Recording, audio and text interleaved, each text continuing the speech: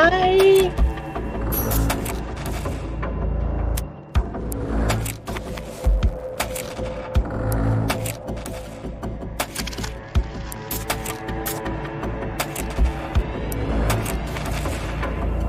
Thank you, Love Metal.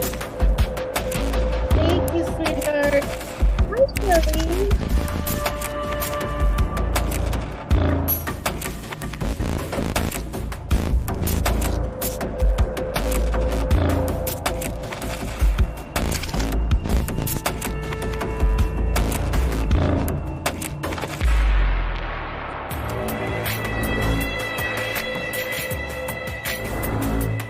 Thank you. It's so nice of you.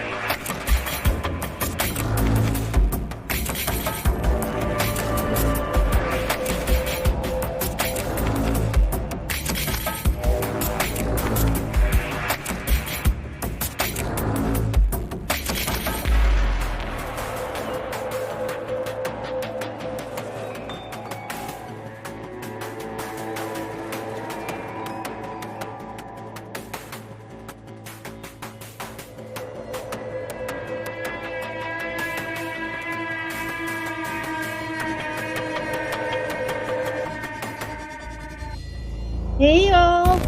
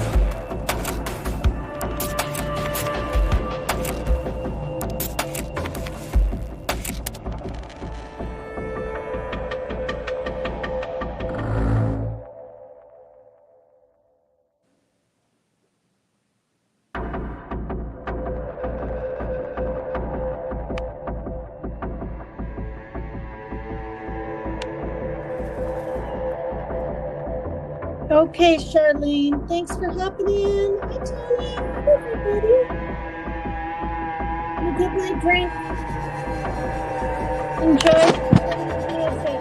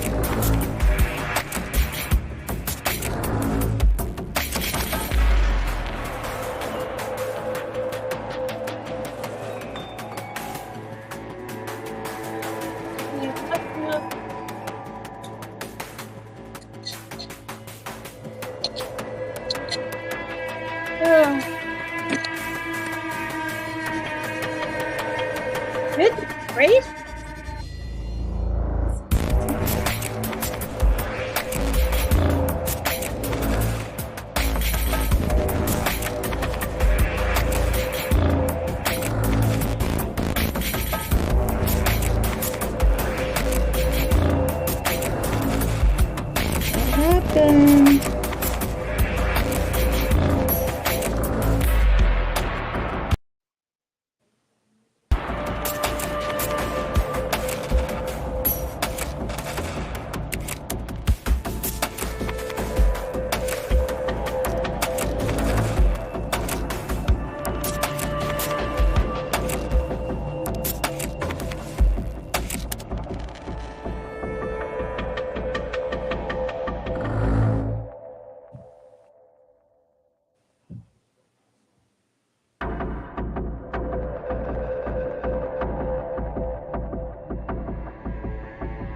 Pulling up my info.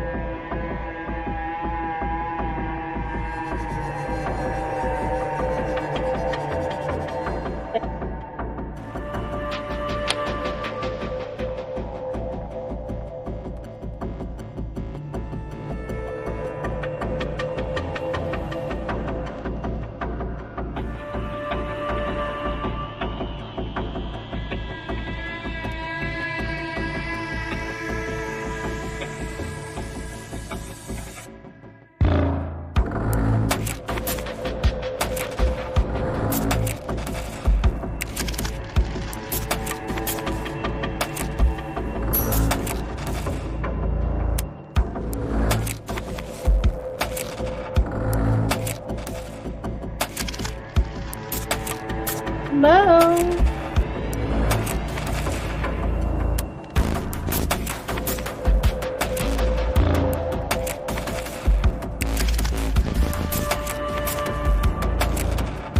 Nice.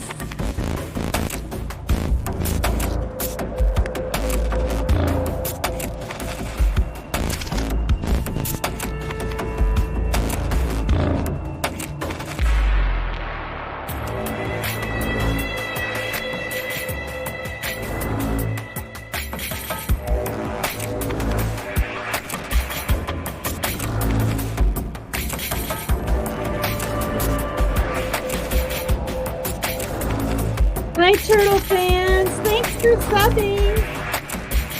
I got the notification. Hi, Tony. Hi, Shirley. Hi, Princess White. Hi, Matt. Thank you. Nobody was on. But I had a good time. Hi, Lulu.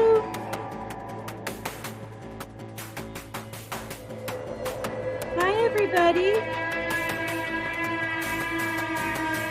Wait for the music to end. Oh, got it over.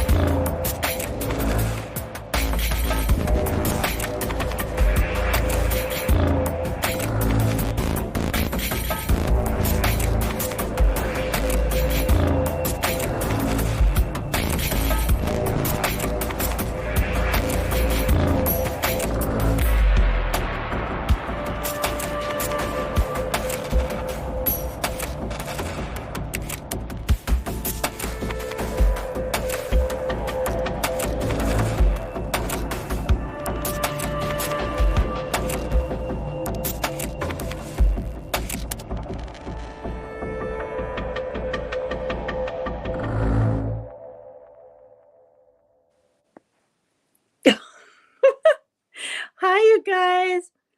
9 minutes and 41 seconds of music. And that one was called, what was it called? Dead Wrong by Jeremy Blake. You're dead wrong. Okay. How is everyone tonight?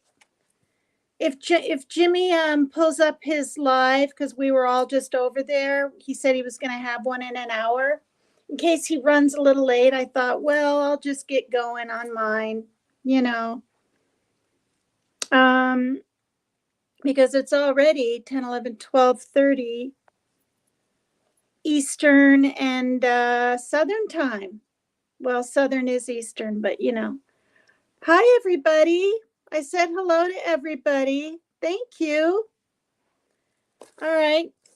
Copyright disclaimer. Under Section 107 of the Copyright Act of 1976, Allowance is made for fair use for purpose such as criticism, comment, news reporting, teaching, scholarship, and research.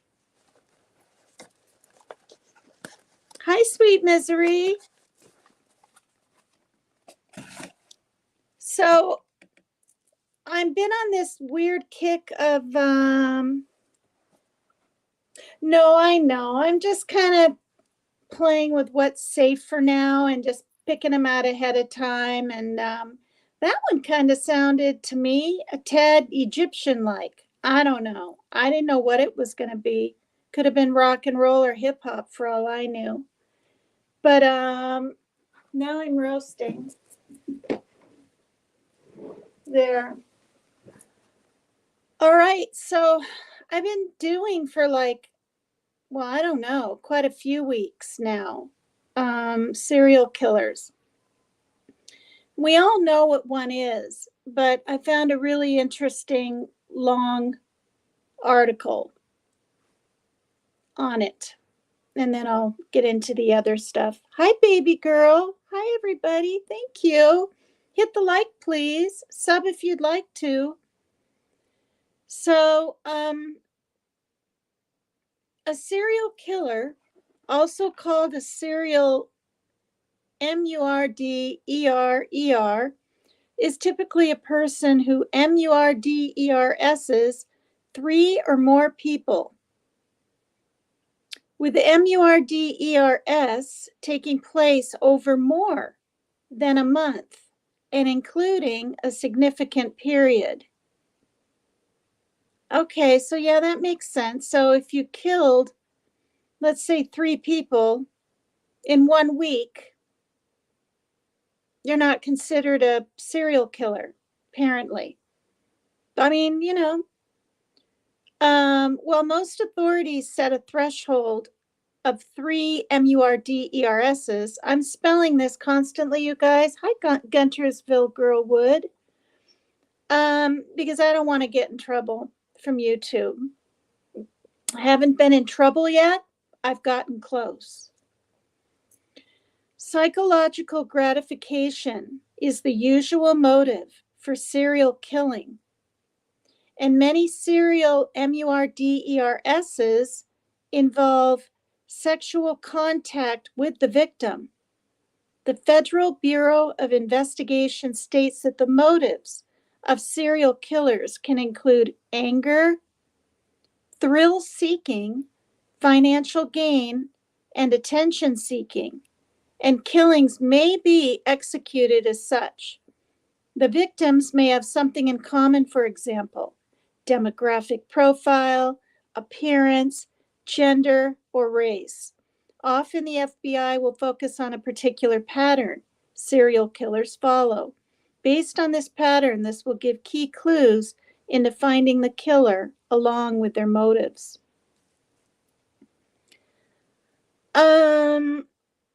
Yeah. Let me pop the music back on, hop into YouTube Live, and just put my PayPal on top. Since I gave the 15 I made on PayPal, and I'm not grifting, just stating. I let my son use my card because he was gosh darn being picked on again, majorly with the name that he chose. He used to be Space Goats on Xbox, and that was kind of the name of his band when he was a teenager. I told him, I said, you might not want to use that. You're going to get picked on just because it's different, right? And he's being bullied and everything. So it's $10 and then there's tax or something. So that was going to be my StreamYard money. So I'll say it now and I'll try to remember at the end of the show. I may not be able to come live until Friday when I have a little money on my toiletry money that my mom helps me with. So yeah, and I like to, no, not Space Ghost, Space Goats. The animal goats, the whatever sound they make. All right. So if you can handle this music for another minute, I will be right back.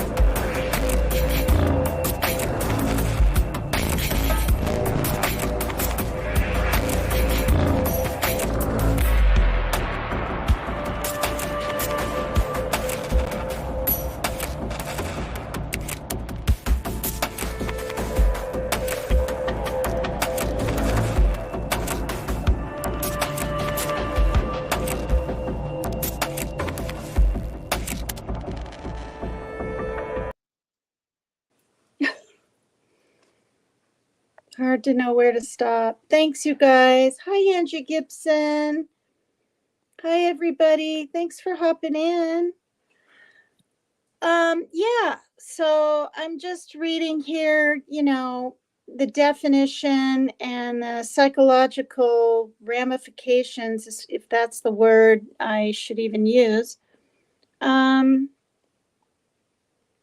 and the motives, all those things for a serial killer. And I'm spelling the word murder a lot. Okay, so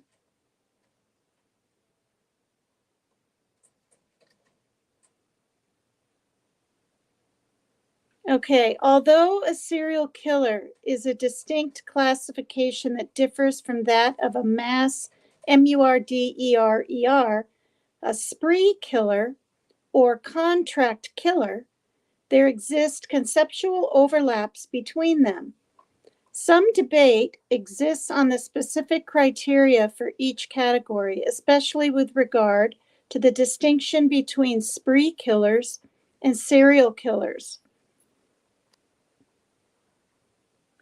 Okay, this is the etymology and definition. The English term and concept of serial killer are commonly attributed to former FBI Special Agent Robert Ressler, who used the term serial homicide in 1974 in a lecture at Police Staff Academy in Bramshill, Hampshire, England, United Kingdom. Author Anne Rule postulates in her 2004 book, Kiss Me, Kill Me. I've heard of Anne Rule.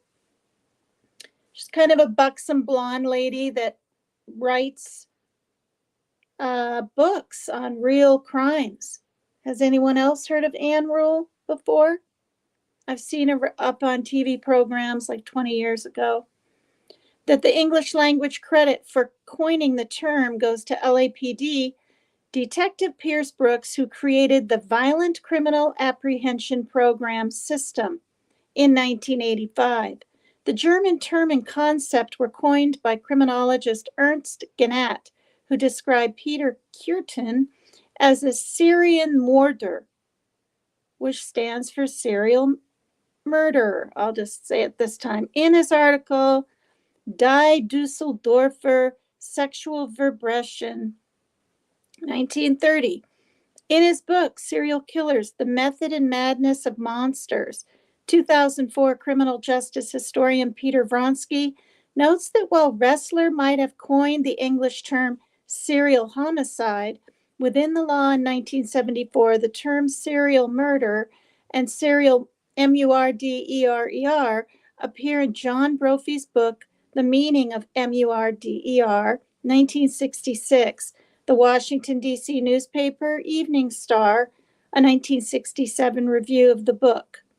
There is the mass murder, or what he, Brophy, calls the serial killer, who may be actuated by greed, such as insurance or retention or growth of power, like the Medicis of Renaissance Italy, or Landru, the Bluebeard of the World War I period, who murdered numerous wives after taking their money. I actually covered that story, the Bluebeard. I had never heard it before. Hi, Team Rose. So yeah, I've been doing Team Rose's favorite topic now for like 2 weeks. And so I thought I would kind of cover like what the real deep definition is of it first. Yeah. And Team Rose, I watched that entire 11-hour live. Some of it on regular speed, some of it on 2 times the speed. Finished it up this morning, the last 2.5 hours or 3 or 4 actually that I missed. Wow, what a live. All right. Yeah. And I feel really bad for Arco's show. I didn't know she was, sick like that. I didn't know. Hi, Deb E. I hope I didn't miss any other names. I don't think I have. Hi, everybody. Who's ready for another one? Not an 11-hour live. Call. The day I do that, pinch me and get me out of my trance. I can't believe you're awake right now, team. Okay. Vronsky states that the term serial killing first entered into broader American popular usage when published in the New York Times in the spring of 1981 to describe Atlanta serial killer Wayne Williams. Do you guys remember him? I do. They said he killed quite a few. I don't want to throw a number out there. Well, I want to say 70, but I don't think it's that high. Could be 17. Could be 30 something. Anyway, could be 11 now that I'm thinking about it. Little boys, remember? And most of them were African American, right?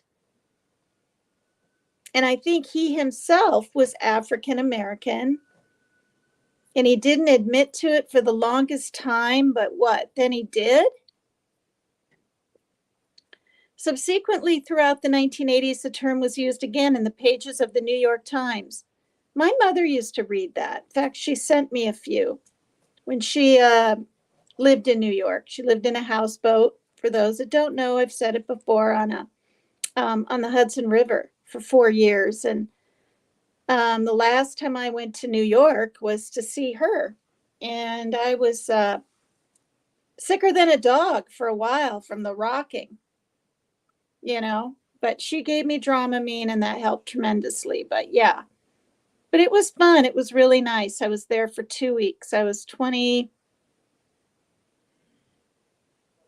I think was it before my marriage? I think I might have been 22, or maybe I was 26. It was probably after my marriage. I don't know. I can't remember. Okay. So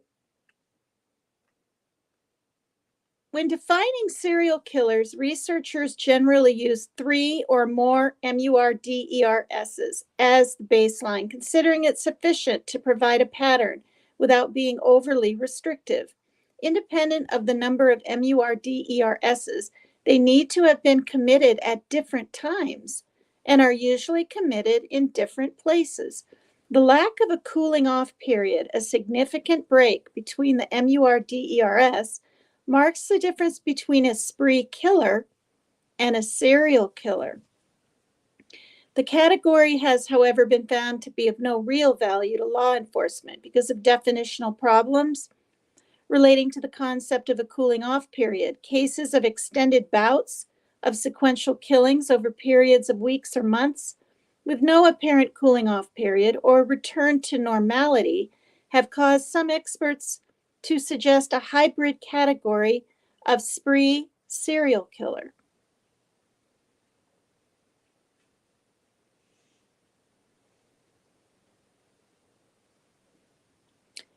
Okay, so controversial issues in criminology, Fuller and Hickey write that the element of time involved between MURDEROUS acts in primary in the differentiation of serial mass and spree MURDERESs, later elaborating that spree killers will engage in the killing acts for days or weeks, while the methods of MURDER and types of victims vary. Andrew Cunanan is given as an example of spree killing. I never heard of him. Andrew Cunanan. Cunanan. I probably have. I probably just don't recognize the name. But anyway, while Charles Whitman is mentioned in connection with mass MURDER and Jeffrey Dahmer with serial killing. Who's Charles Whitman, you guys? these names aren't that familiar. Of course, Jeffrey Dahmer is, right? And the name Wayne Williams wasn't familiar to me, but when they said the Atlanta serial killer, that was. Hi, Penny. Hi, Cameron Finch. Hi, everybody. Oh, my goodness sakes. Okay. The FBI defines serial killing as a series of two or more MURDERSs committed as separate events, usually but not always, by one offender acting alone.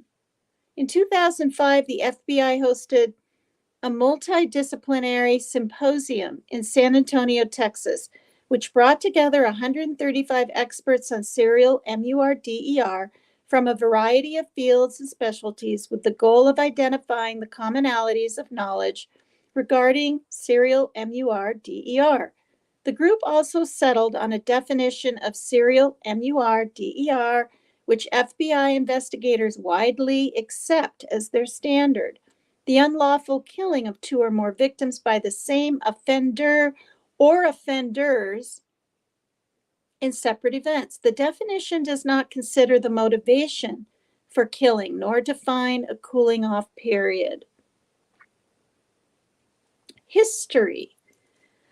It goes way back, as we all know. I even talked about one, was it yesterday or the day before? I think maybe 2 days ago in the 1500s. Yeah, I remember Natalie, but she was under a different name than just Natalie. It was like a longer name, like the Art Goes show is longer, but I remembered her face and her hair. Yeah. Mm-hmm. Oh, you slept for 8 hours after that? Good. Okay, where's Tiptoe? Oh, there she is. Hi, Tiptoe. Thank you. Thanks for hopping in and checking this out. All right, history. Historical criminologists suggest that there have been serial killers throughout history. Some sources suggest that legends such as werewolves and vampires were inspired by medieval serial killers. In Africa, there have been periodic outbreaks of MURDER by lion and leopard men. Liu Pengli of China, nephew of the Han Emperor Jing, I don't know how to pronounce Chinese, was made Prince of Zhejiang in the 6th year of the middle period of Jing's reign, 144 BC. According to the Chinese historian Sima Qian, he would go out on marauding expeditions with 20 or 30 slaves, or with young men who were in hiding from the law, killing people and seizing their belongings for sheer sport. Although many of his subjects knew about these MURDERSs, it was not until the 29th year of his reign that the son of one of his victims finally sent a report to the emperor. Eventually, it was discovered that he had killed at least 100 people. The officials of the court requested that Liu Pengli be executed. However, the emperor could not bear to have his own nephew killed. So Liu Pengli was made a commoner and banished. In 9th century year 257 of the Islamic calendar, a strangler from Baghdad was apprehended. He had killed, it says MURD, but I'll just say killed, a number of women and buried them in the house where he was living. In the 15th century, one of the wealthiest men in Europe and a former companion in arms of Joan of Arc, Gilles de Rais, was alleged to have sexually assaulted and killed. Okay, will someone put trigger warning in the chat, please?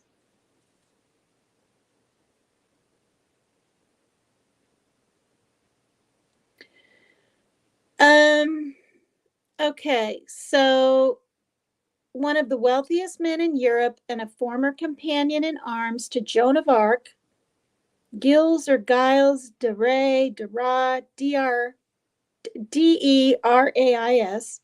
was alleged to have sexually assaulted and killed peasant children, mainly boys, whom he had abducted from the surrounding villages and had taken to his castle. It is estimated that his victims numbered between, oh my God, 140 and 800. I've never heard of anything like that. Between 1564 and 1589, German farmer Peter Stump killed 14 children, including his own son. Okay, I'm lowering my voice because I don't need my kids, even though they have their headsets on, to be hearing it too much. Hi, Can I Kick It? Hi, Undercover Mermaid. Hi, Aussie True Crime. Hi, everybody. Thank you for coming over here. Hi, Sean B. Thank you.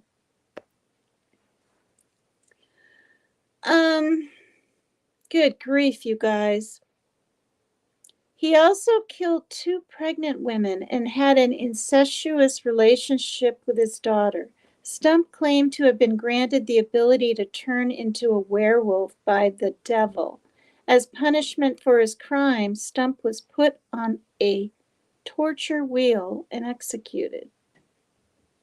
His head was later severed and put on a pole next to the figure of a wolf to scare other people away from claiming themselves werewolves too. The Hungarian aristocrat Elizabeth Bathory, born into one of the wealthiest families in Transylvania, allegedly tortured and killed as many as 650 girls and young women before her arrest in 1610. You guys, think about this. The serial killing was atrocious. Way back, too, which I didn't know. I mean, I knew there was some, right, in the 40s and 20s here and there, but nothing like this. Members of the Thuji cult in India may have killed 1 million people between 1740 and 1840. Thug Baham, a member of the cult, may have killed as many as 931 victims. In his 1886 book, Psychopathia Sexualis, psychiatrist Richard von Krafft-Ebing noted a case of a serial murderer in the 1870s, a Frenchman named Eusebius Piedaniel, who had a sexual obsession with blood and confessed to killing 6 people. The unidentified killer, Jack the Ripper, who has been called the first modern serial killer, I didn't know he was called the first one, killed at least 5 women and possibly more in London in 1888.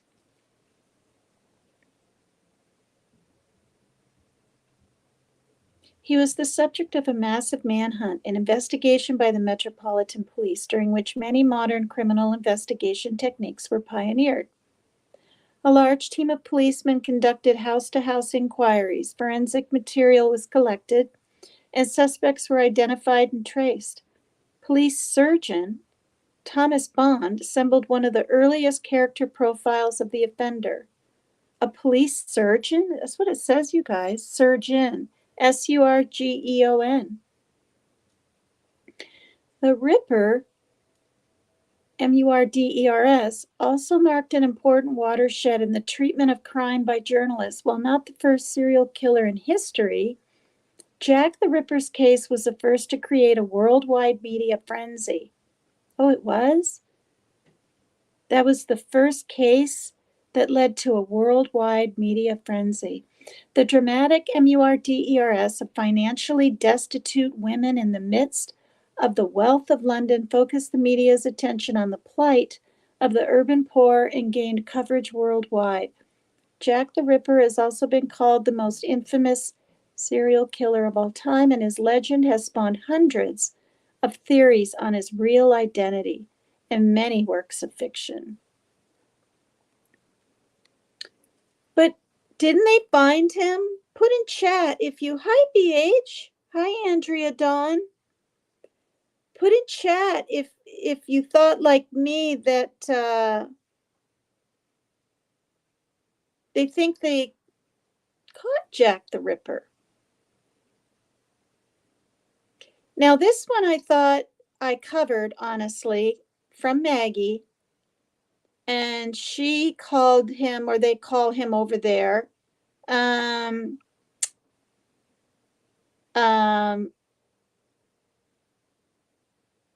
shoot.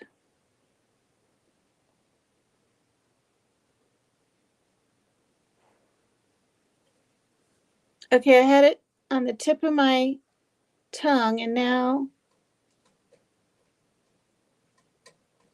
I completely can't think of it. That's scary. Oh, Yorkshire. The Ripper from Yorkshire, or something like that. Yorkshire.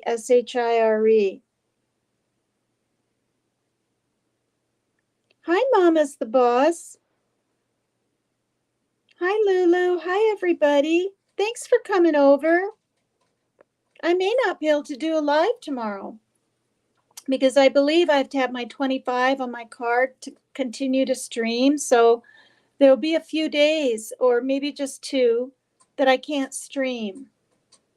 You know, I'm not grifting. I am not grifting. I'm simply stating, because I'm here nearly every day, that if it's not on my PayPal, whatever, I won't be able to for a little while till I get money on my card. Hi, Sidekick. Thanks, everybody. H.H. Holmes was a serial killer in the U.S., responsible for the death of at least 9 victims in the early 1890s. The case gained notoriety and wide publicity through possibly sensationalized accounts in William Randolph Hearst's newspapers. At the same time in France, Joseph Vacher became known as the French Ripper after killing and mutilating 11 women and children. He was executed in 1898 after confessing to his crimes. The French Ripper. We've got the British Ripper. We've got the French Ripper. How many Rippers are out there? There could be a Polish Ripper, a German Ripper. I find that kind of interesting. I didn't know that.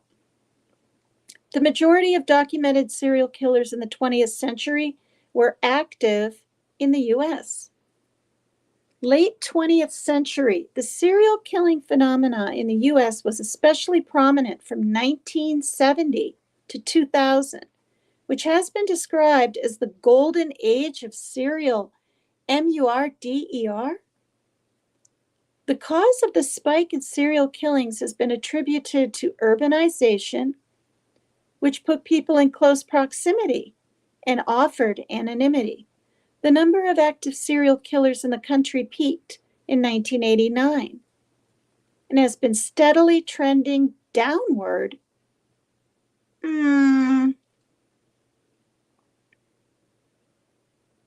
I don't know.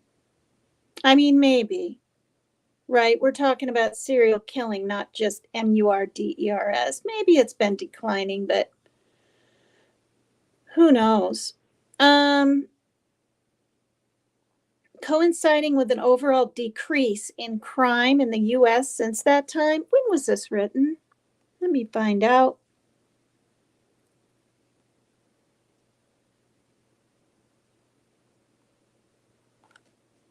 Why can't I find out? Oh, wait.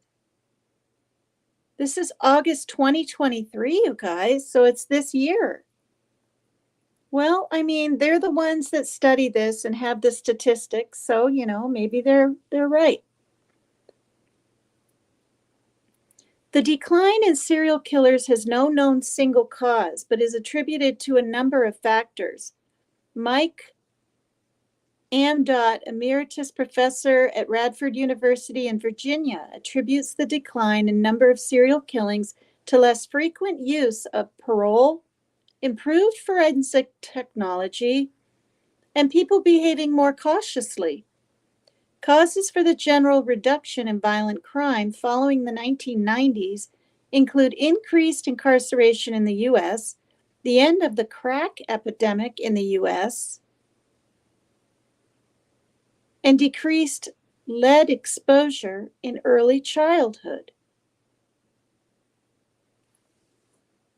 You guys, are they saying that the lead exposure made people go kind of nuts? And I'm not saying it turned him into a serial killer, but they literally associate that with this? I mean, that's what it says.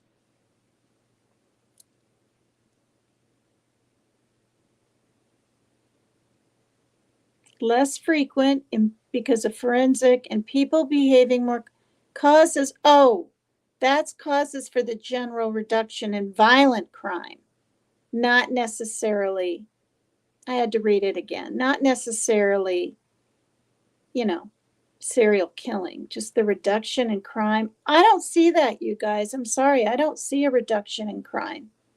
Put a 1 in the chat, please, if you see a reduction in crime at all in the last even, let's say, 10 years.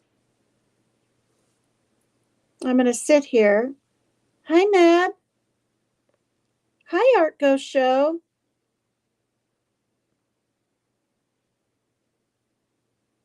No, I haven't heard any updates on Rachel Morin.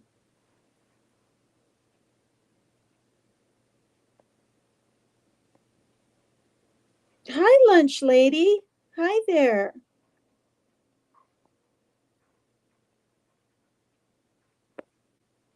Okay, put a 1 in the chat. No way, I think it's worse. So do I, Mama's the boss. Wait, where is Art? Well, was she in here? BH? You think it's declined? Wait, was that my question? If you think it's gotten worse in 10 years, did I say, or declined? What did I say for a 1?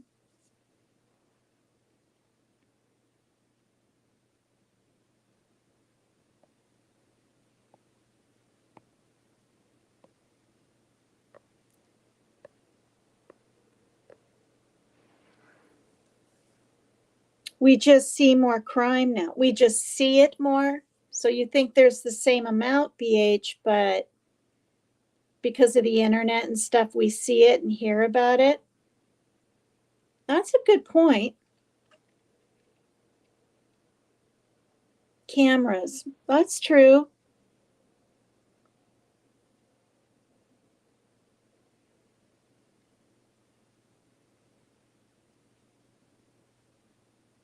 Okay. Did that, so you're talking, Mab, also, and can I kick it about the Morin case? Have they, I totally haven't thought about that at all. Have they not even found that man yet? He's still missing or hiding somewhere, I guess. That's a good point, BH.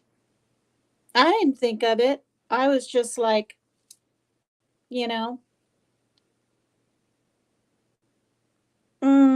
there is, Donna. I forgot what state you're in. On Messenger, for all I know, I've asked you 3 different times in the past 8 months. I can't remember things, and I have about 60 friends. Some of them I'm closer to than others, and people I know more than others. Right. I don't know. I'm just really against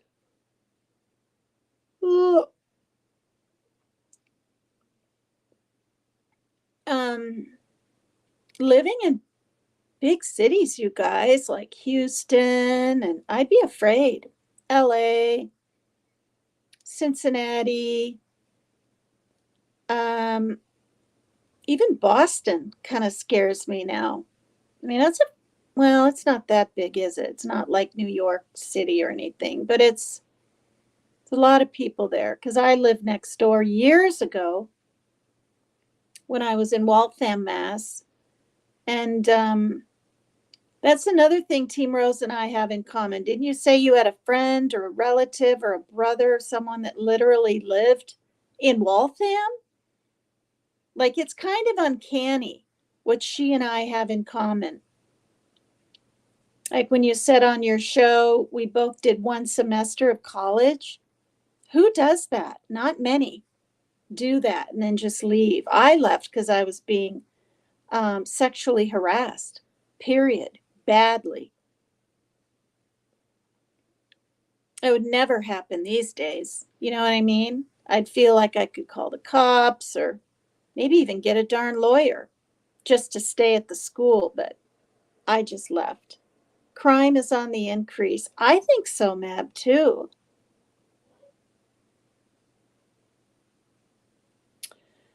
Um, yeah. Okay, Donna, you're in California. Okay. I found her. Tina is a friend of Arco Show. Yes. Sidekick, where are you from? I mean, what state are you from? I mean, you don't have to say. I'm just curious.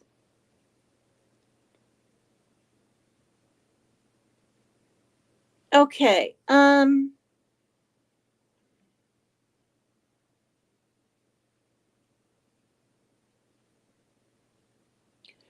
I'll tell you, it's making me think of this right now because of the lead exposure, but I mean, it's not lead really, but remember, like, was it yesterday or the day before, the kittens were going like this and pawing underneath the heater? And I was concerned they were going to maybe get burned because it was nearest the floor and all that. There's a damn hole. Like, it's this big. I stuck my hand in there and I was literally pulling out plaster. Now, I don't feel any air in there. I don't think it's like going to the outside or anything, but it kind of freaks me out just a little bit. I mean, I'm hoping an animal isn't going to crawl through it. I'm doubting it. This apartment complex was built 2 years before I moved in, so 24, almost 25 years ago. Well, it'll be 25 years this spring. But anyway, I thought it was little chunks of litter, right? On the floor, and it was damn, what's it called? Plaster Paris or whatever that stuff's called. Okay, my ice is melting. My lips are dryish.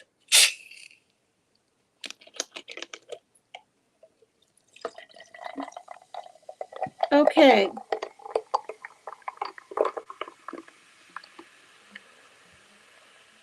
Look at that. Not sizzle.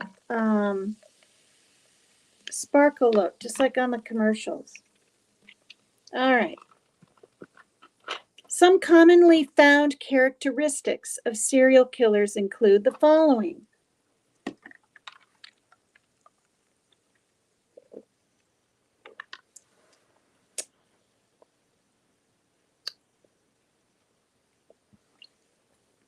They may exhibit varying degrees of mental illness or psychopathy, which may contribute to their homicidal behavior. For example, someone who is mentally ill may have psychotic breaks that cause them to believe they are another person or are compelled to murder by other entities. Psychopathic behavior that is consistent with traits common to some serial killers includes sensation seeking, a lack of remorse or guilt, impulsivity, the need for control, and predatory behavior. Psychopaths can seem normal and often quite charming, a state of adaptation that psychiatrist Harvey Cleckley called the mask of sanity. Well, that's profound to me. The mask of sanity. So they're covering up their sanity. Mask of sanity. Oh no, they're putting on a fake mask, making them look sane when they're insane. They were often abused emotionally, physically, or sexually by a family member. Serial killers may be more likely to engage in fetishism, partialism. What is that? Will someone look up partialism for me? Because the next word is necrophilia. Isn't that, a dead body? Necrophiliac, right? So what on earth? We know what a fetishism, right? People that have feet fetishes or God knows whatever else. I'm not going to get into that. So what is partialism? Partialism.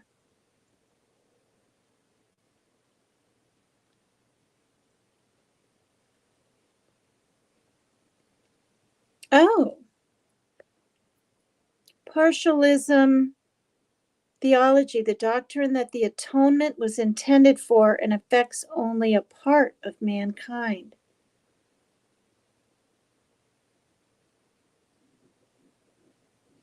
Well, thank you for that, but it made no sense to me.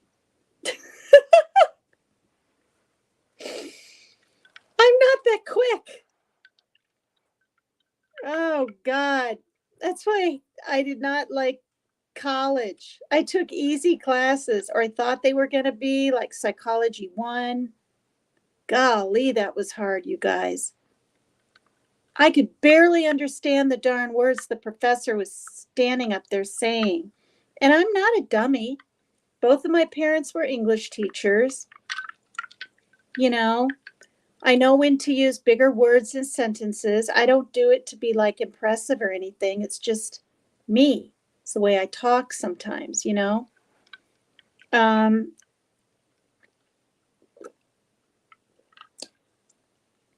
Okay, then the next part is, which are paraphilias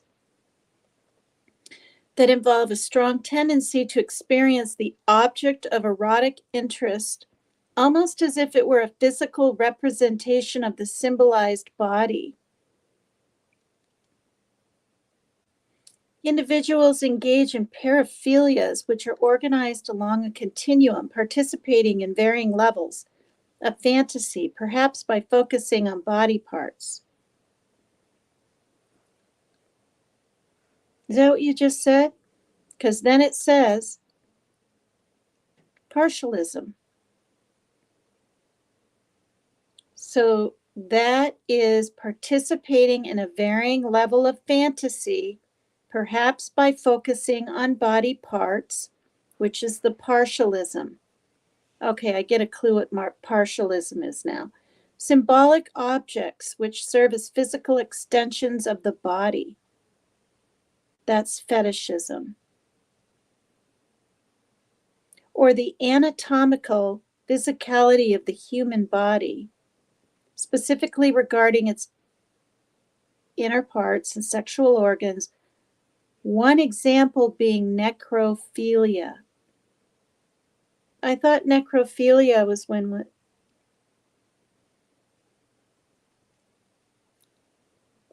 You're not saying anything?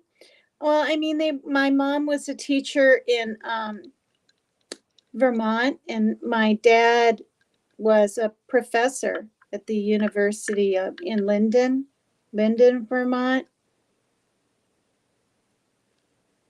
Mm-hmm.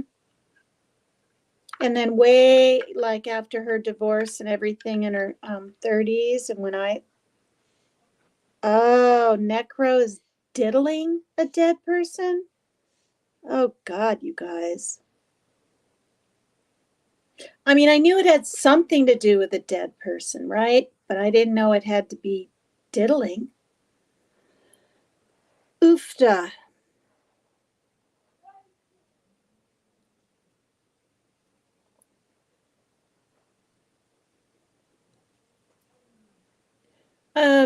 A disproportionate number exhibit 1, 2, or all 3 of the McDonald triad of predictors of future violent behavior. Many are fascinated with fire setting. They are involved in sadistic activity, especially in children who have not reached sexual maturity. This activity may take the form of torturing animals. Trigger warning. Can someone write it in the chat again, please?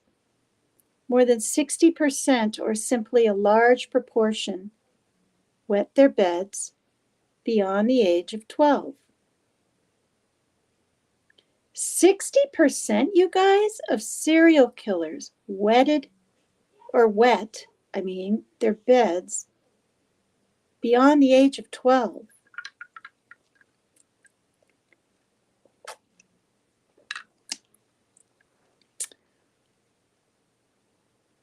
They were frequently bullied or socially isolated as children. For example, Henry Lee Lucas.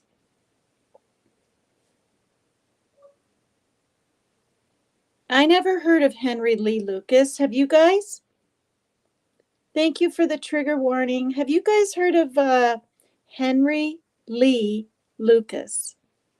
He was ridiculed as a child and later cited the mass rejection by his peers as a cause for his hatred of everyone. Kenneth Bianchi.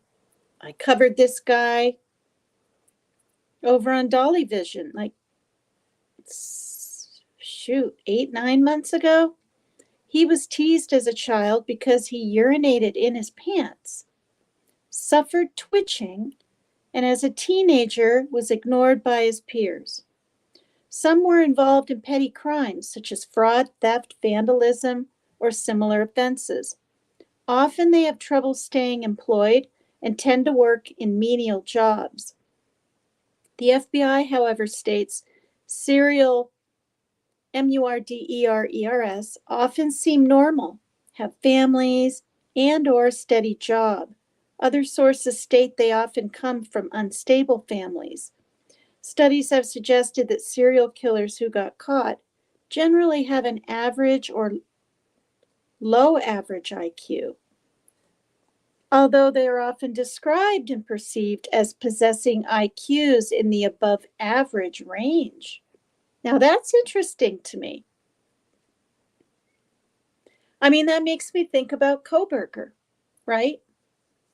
A lot of us might feel like because of what he was studying and studying criminology and all this, that he automatically has a high IQ. What if he doesn't? Or to study that and possibly graduate. Did he graduate even, you guys? I think he did, right? Then you probably have to have a high IQ.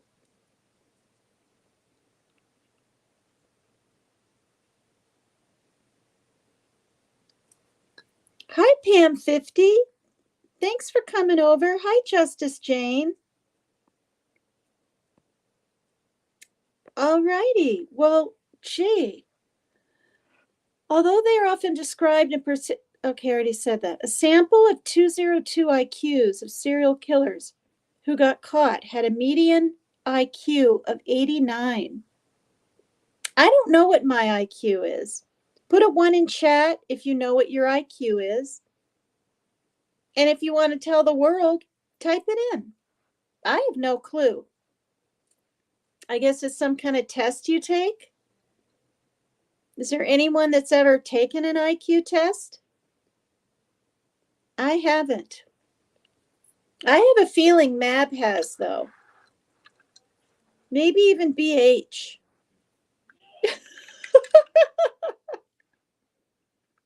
I'm singling the men out. So anybody had an IQ test, if they want to put their number in, they probably don't. You probably don't want to. That was probably a dumb question. Now I want to know what my IQ is. I'm older, you know, lived different places, experienced a hell of a lot, I think. You know what I mean? I think experiences in life can give you knowledge.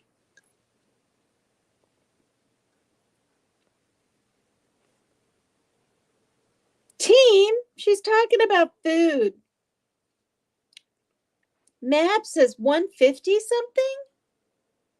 That sounds high. It says median, not medium, but median IQ of 89. So median, isn't that kind of another word for middle? So if 89's middle and you're 150, then you're way up there, if that's what median means.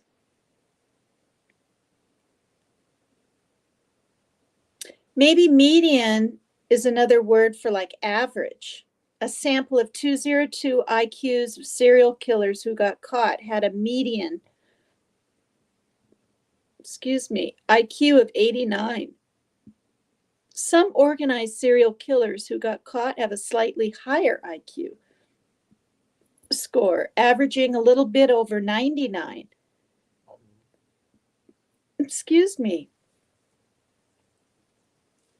To where disorganized killers average just under 93 in theirs.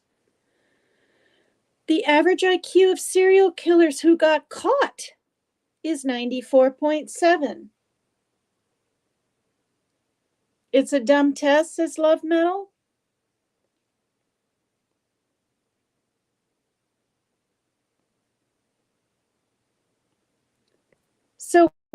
So obviously, Mab, here, I missed a name.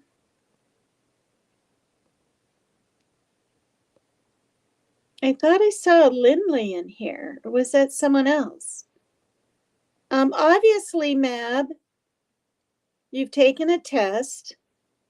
So my question for you, because I'm very curious, there is Lindley, who is BH. He's over in Tattooed Rebel and Angels, and he sings really well nearly every weekend, Lindley, on Tattooed Angel 2229's karaoke. IQ doesn't have anything to do with experience. Nothing at all, though, but think about it. You have to have some experiences in life to be able to answer the questions, right?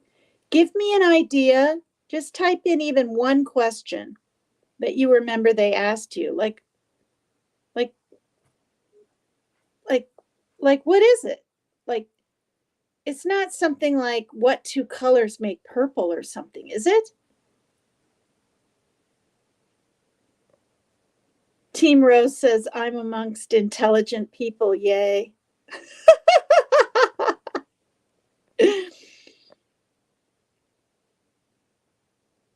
I'm a fine one now. If they got one to test again, darn you, Mab. Oh, it's all about problem solving and pattern recognition. You mean like, is this a triangle? Is this an octagon? Is that what you mean by pattern recognition? And then problem solving.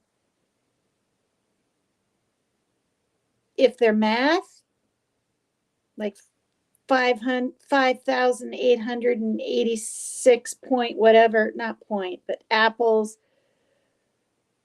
fell off a wagon and they picked up 565 bruised ones and put the whatever, I'm not quick at those problem solving math things. I'm no good at math at all. Oh gosh, I am part of the intelligentsia.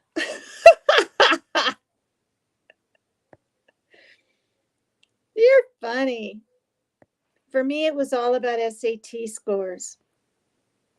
Yeah, I had to take some kind of test, I remember. They weren't hard questions to get into college, but that was back in the 80s. You ever think about who makes the tests as love metal? Yeah. Hi, Green Goblin. All right. There's also ACT. Oh, that's another test, apparently.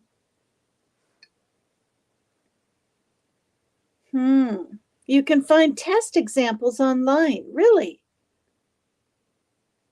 Wow.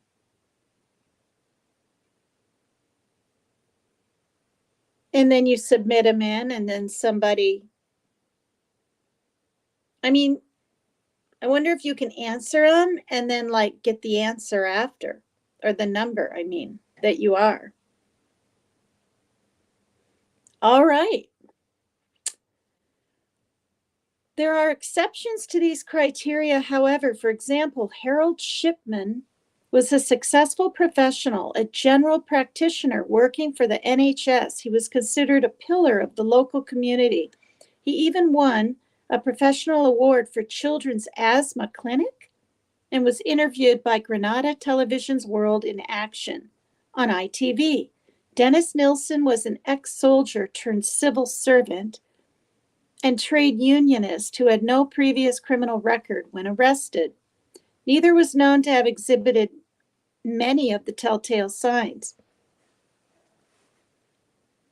Vlado Teneski, a crime reporter, was a career journalist who was caught after a series of articles he wrote gave clues that he had killed people, M-U-R-D-E-R-E-D people. Russell Williams was a successful and respected career Royal Canadian Air Force colonel who was convicted of murdering 2 women, along with fetish burglaries and rapes. Juana Braza, also known as the Old Lady Killer, was a professional wrestler. From the years of 1998 to 2006, she committed over 12 murders, all of which were of older women. She would rob them after knocking on their door, pretending to be a government worker. This stems from hatred and resentment from her mother. Wow.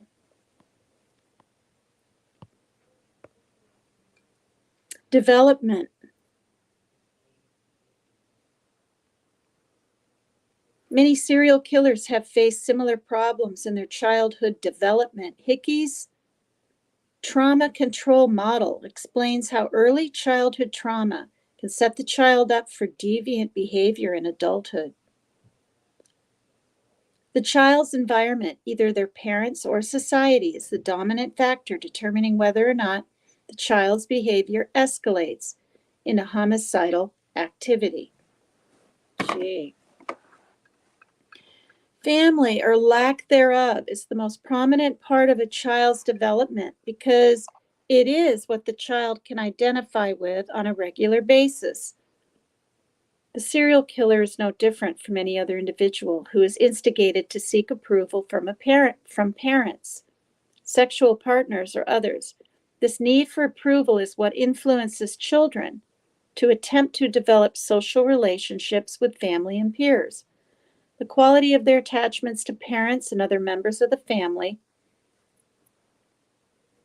is critical to how these children relate to and value other members of society. Wilson and Seaman, 1990, conducted a study on incarcerated serial killers, and what they concluded was the most influential factor that contributed to their homicidal activity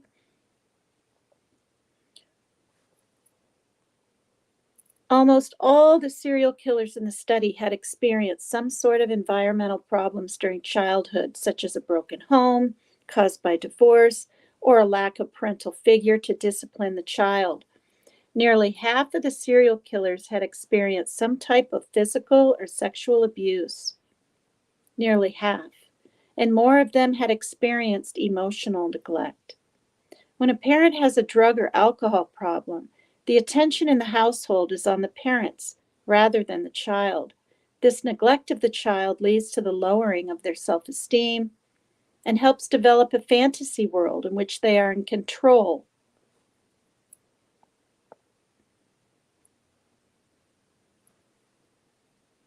Wow. Helps them develop a fantasy world in which they are in control of a fantasy world. Hickey's trauma control model supports how parental neglect can facilitate deviant behavior, especially if the child sees substance abuse in action.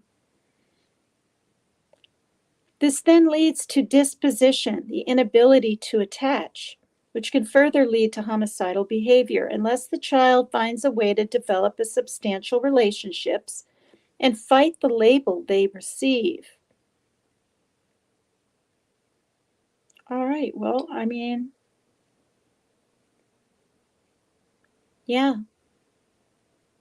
Like Jimmy said, now the Summers brothers have a fighting chance, right? Maybe they won't like abuse alcohol like their parents now and stuff. Because wasn't it said, you guys, was he 12? The older boy was smoking, can I say pot? I don't have to say Mary Jane, pot. And more than likely, I think drinking. And it was said that alcohol was put in Summer's sippy cup. Someone up there saw it, or a neighbor said that, or I mean, it's out there as much as anything else.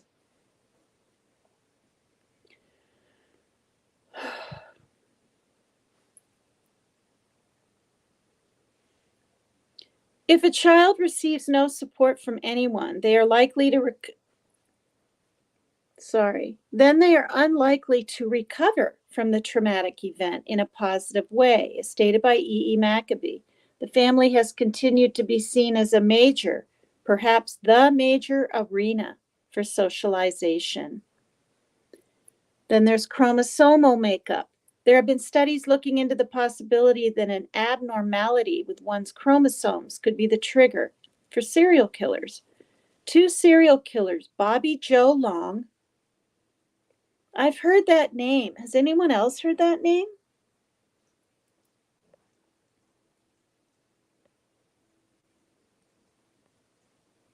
But I can't remember who he was. And Richard Speck. I've heard that name too, you guys.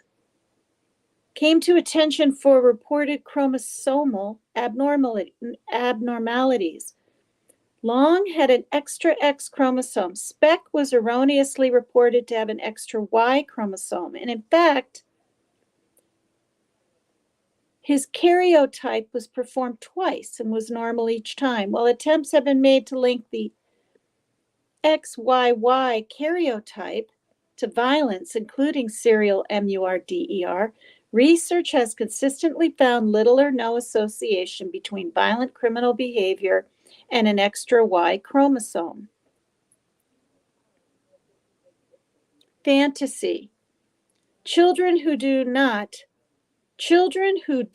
have the power to control the mistreatment they suffer sometimes create a new reality to which they can escape. This new reality becomes their fantasy that they have total control of and becomes part of their daily existence. In this fantasy world, their emotional development is guided and maintained. According to Garrison, 1996, the child becomes sociopathic because the normal development of the concepts of right and wrong and empathy towards others is retarded because the child's, that's the word here, emotional and social development occurs within his self-centered fantasies. A person can do no wrong in his own world, and the pain of others is of no consequence when the purpose of the fantasy world is to satisfy the needs of one person. Garrison, 1996, boundaries between fantasy and reality are lost and fantasies turn to dominance, control, sexual conquest, and violence, eventually leading to MURDER. Wow.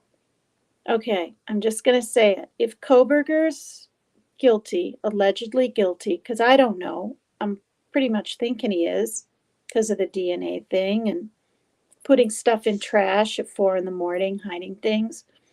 To me, it sounds like he had a fantasy in his mind, right? Going on with those women, or maybe at least just one of them, right? There's speculation that it was Maddie. And you guys, so many people, not so many, just a few in the chat, not here, but other creators, don't believe Maddie had a OnlyFans. Well, unless someone totally made this up, it looked just like her, except she was like 18 or whatever the age is, instead of her 19, 20, 21. Or does anyone know how old Maddie was, for example, when she was killed?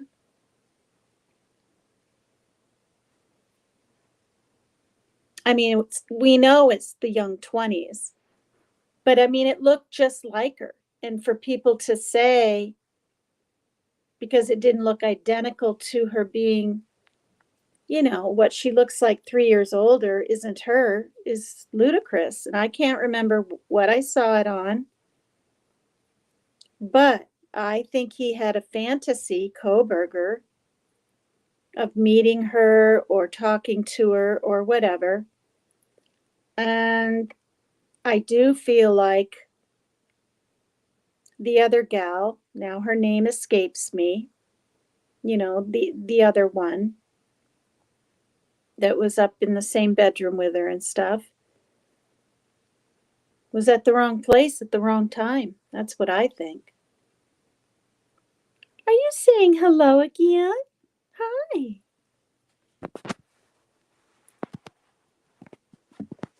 Oops. All right.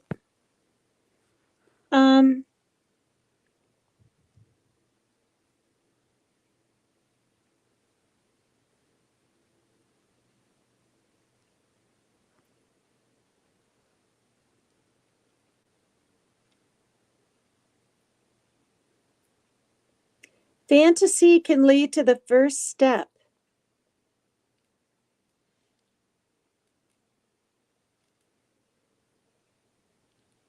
in the process of a dissociative state, which, in the words of Stephen Giannangelo, allows the serial killer to leave the stream of consciousness for what is to him a better place.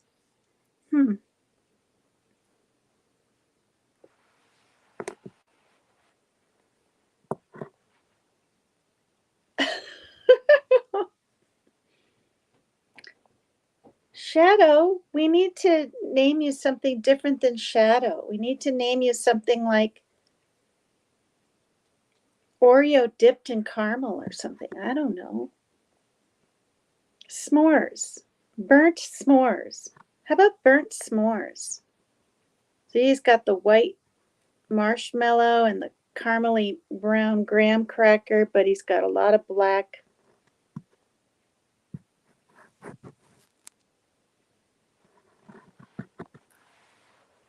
All right. Criminologist Jose Sanchez reports the young criminal you see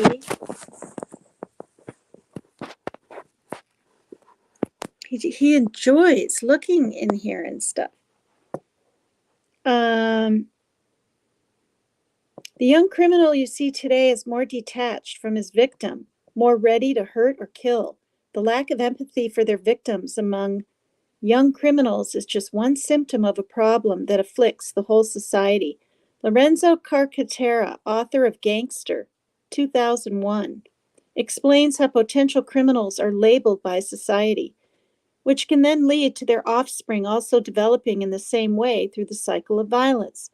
The ability for serial killers to appreciate the mental life of others is severely compromised, presumably leading to their dehumanization of others.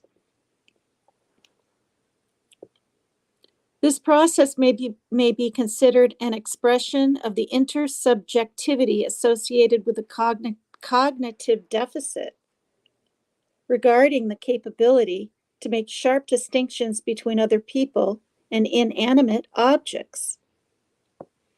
For these individuals, objects can appear to possess an animistic or humanistic power, while people are perceived as objects.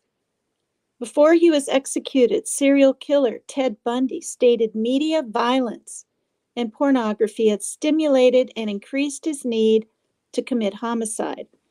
Although this statement was made during last-ditch efforts to appeal his death sentence, there are exceptions to the typical fantasy patterns of serial killers, as in the case of Dennis Rader, who was a loving family man and the leader of his church.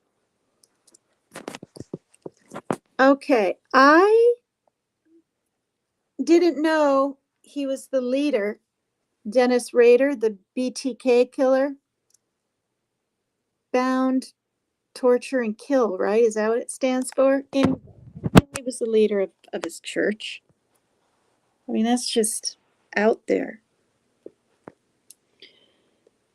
Oh, Lord. And I don't need to show a picture of Bundy. That's for darn sure. That came up. Organized, disorganized, and mixed. The FBI's crime classification manual places serial killers into 3 categories: organized, disorganized, and mixed. Offenders who exhibit organized and disorganized characteristics. Some killers descend from being organized into disorganized as their killings continue.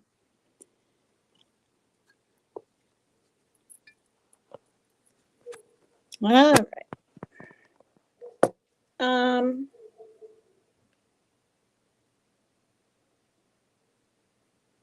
As in the case of psychological decompensation or overconfidence due to having evaded capture, or vice versa.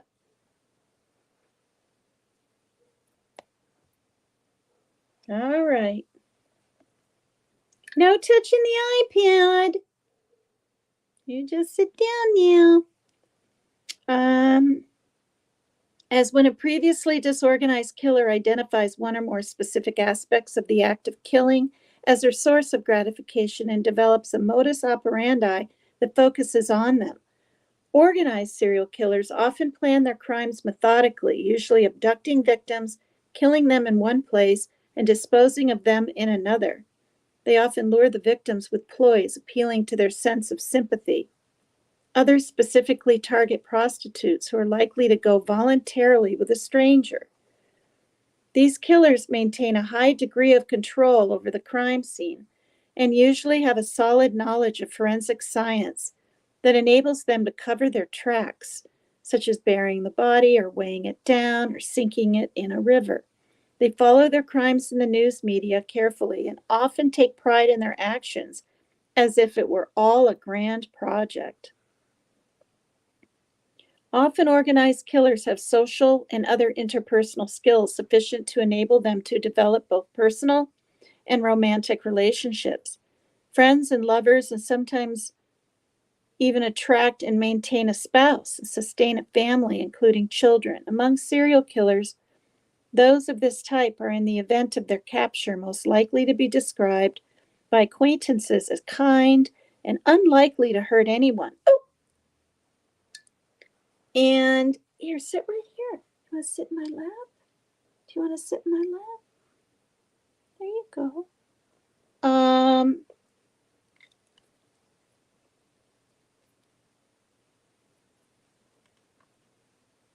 Among serial killers, those of this type are, in the event of their capture, most likely to be described by acquaintances as kind. I just read that. Sorry. Ted Bundy and John Wayne Gacy are examples of organized serial killers. In general, the IQs of organized serial killers tend to be normal range, with a mean of 98.7. A mean, M-E-A-N. Disorganized serial killers are usually far more impulsive, often committing their murders with a random weapon available at the time, and usually do not attempt to hide the body. They are likely to be unemployed, a loner, or both, with very few friends. They often turn out to have a history of mental illness, and their modus operandi, or lack thereof, is often marked by excessive violence and sometimes necrophilia or sexual violence. Disorganized serial killers have been found to have a lower mean IQ. They're not talking about mean, right? Like a mean person. It's just a different meaning for mean. At 89.4, mixed serial killers with both organized and disorganized traits have an average IQ of 100.9, but a low sample size. Medical professionals.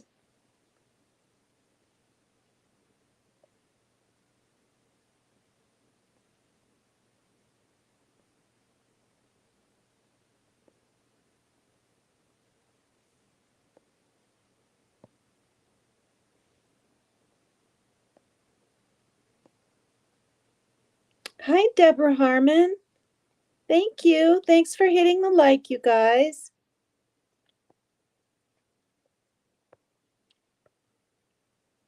Thank you. Well, thank you, BH.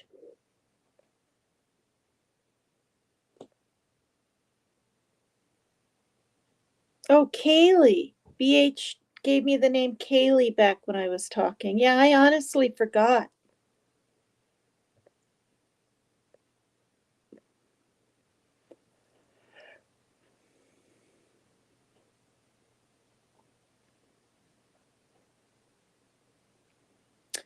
Medical professionals. Some people with a pathological interest in the power of life and death tend to be attracted to medical professions or acquiring such a job. These kinds of killers are sometimes referred to as angels of death or angels of mercy. Medical professionals will kill their patients for money, for a sense of sadistic pleasure, for a belief that they are easing the patient's pain, or simply because they can. All right, I covered a case like that with that man. I think he was in Finland or Denmark. That was the director of the nursing home. Perhaps the most prolific of these was the British doctor Harold Shipman. Another such killer was Nurse Jane Topin, who admitted during her MURDER trial that she was sexually aroused by death.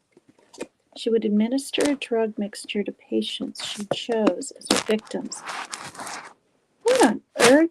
Lie in bed with them and hold them close to her body as they died. What a flippin' crackpot. Careful. Ay, ay, ay.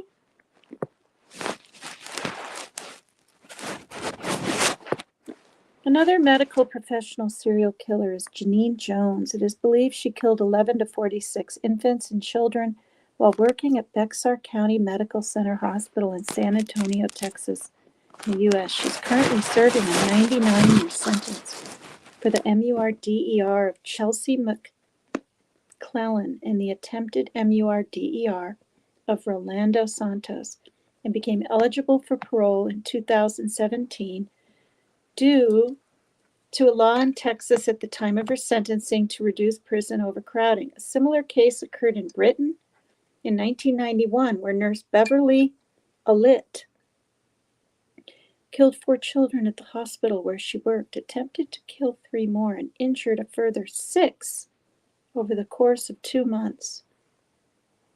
21st century example is Canadian nurse Elizabeth Wetlaufer, who MURDERED'd elderly patients in the nursing homes where she worked.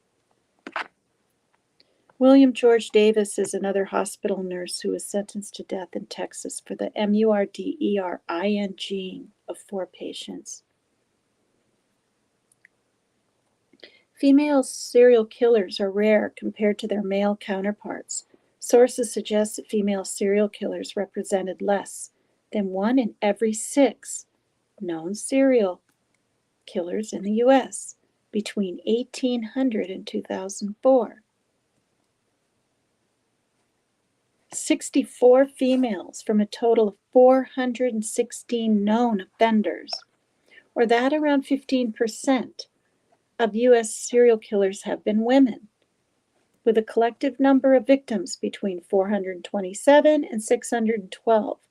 The authors of Lethal Ladies, Amanda L. Farrell, Robert D. Keppel, and Victoria B. Titterington, state that the Justice Department indicated 36 female serial killers have been active over the course of the last century.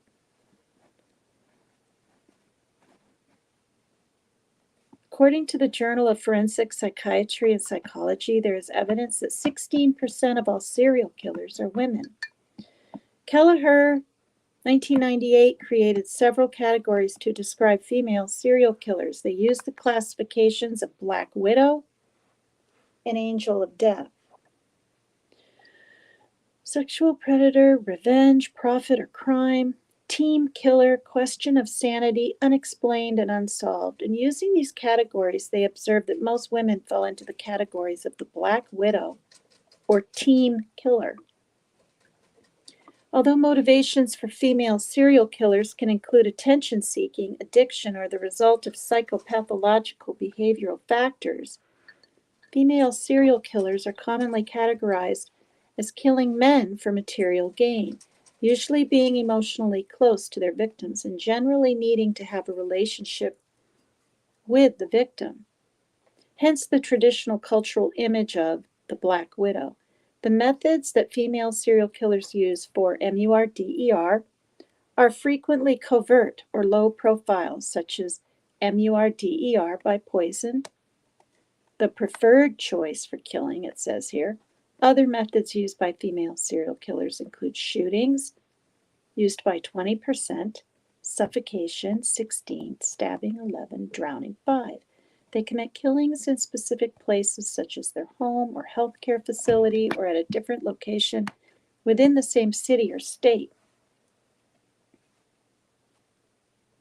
A notable exception to the typical characteristics of female serial killers is Eileen Wuornos, who killed outdoors instead of at home, used a gun instead of poison, and killed strangers instead of friends or family.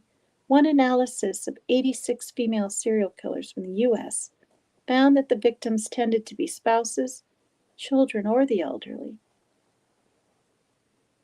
Other studies indicate that since 1975, increasingly strangers are marginally the most preferred victim of female serial killers, or that only 26% of female serial killers kill for material gain only. Sources state that each killer will have her own proclivities, needs, and triggers. A review of the published literature on female serial MURDER stated that sexual or sadistic motives are believed to be extremely rare in female serial MURDERERS. And psychopathic traits and histories of childhood abuse have been consistently reported in these women. Oh, bizarre.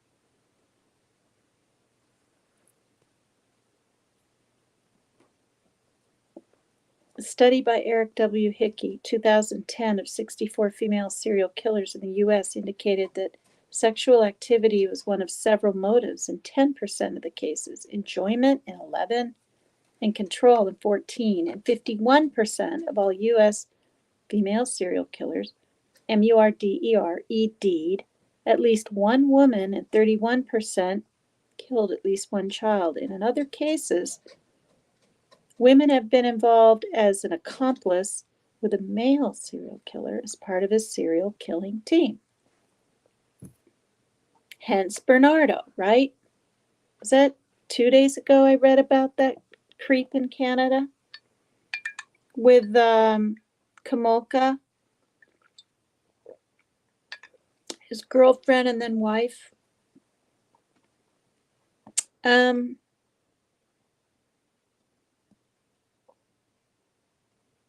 Wow.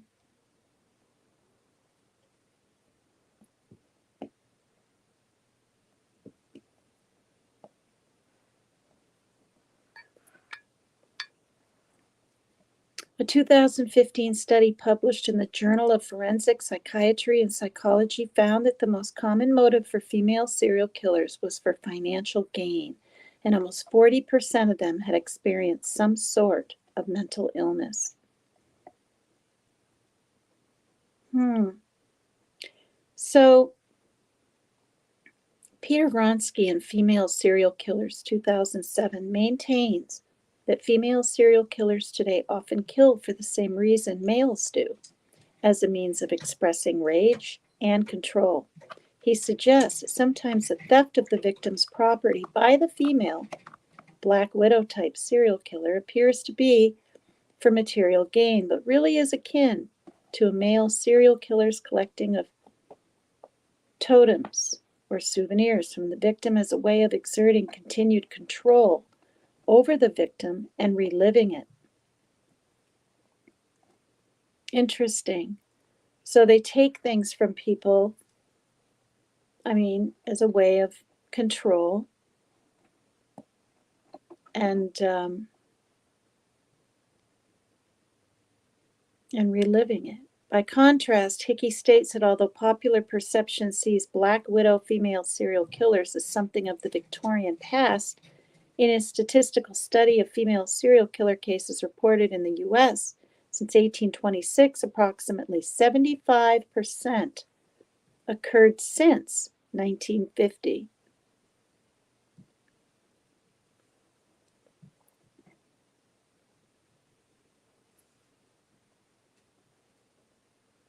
Oh gosh, sakes alive.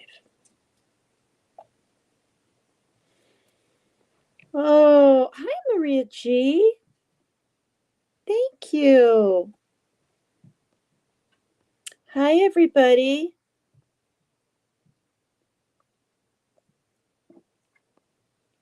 Yeah, this is every little thing you would ever want to know, if you want to know, about serial killers. What makes them tick, I guess.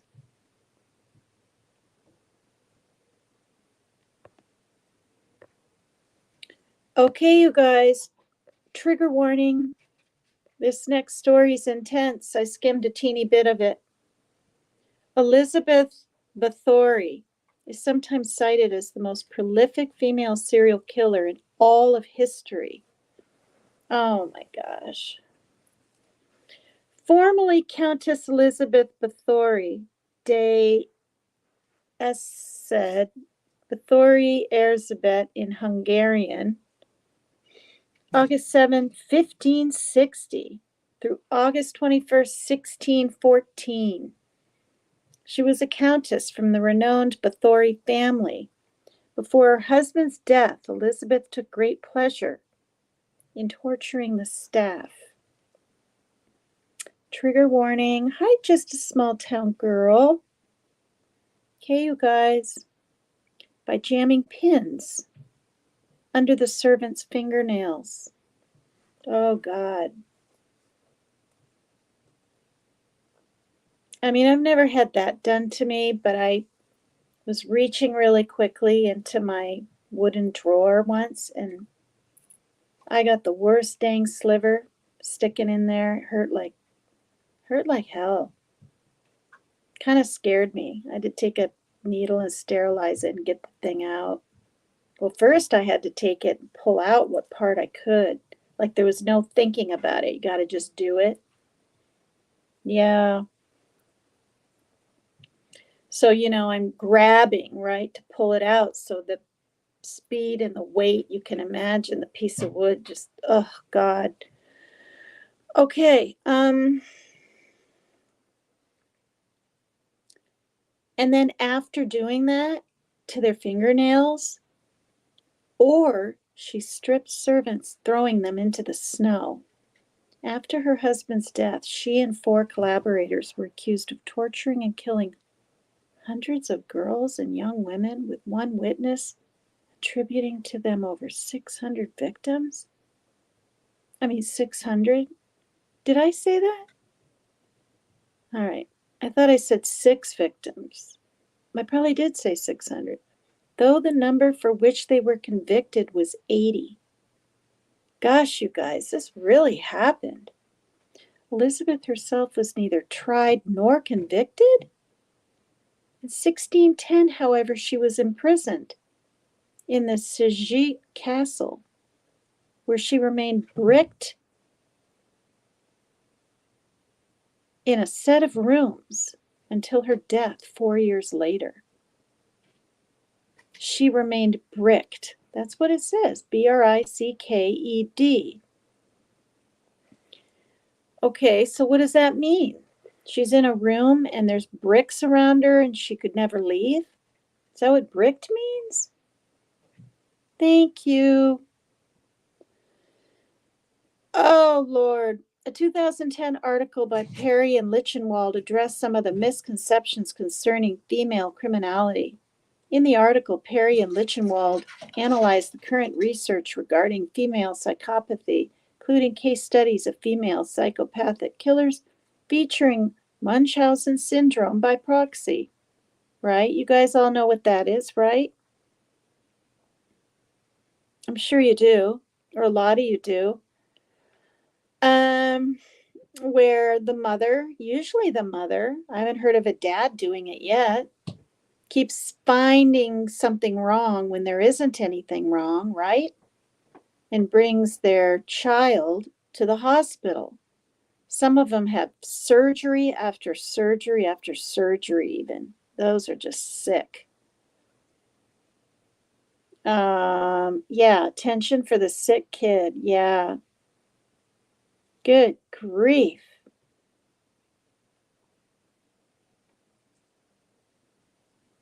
Ugh. Okay. Cesarean section homicide.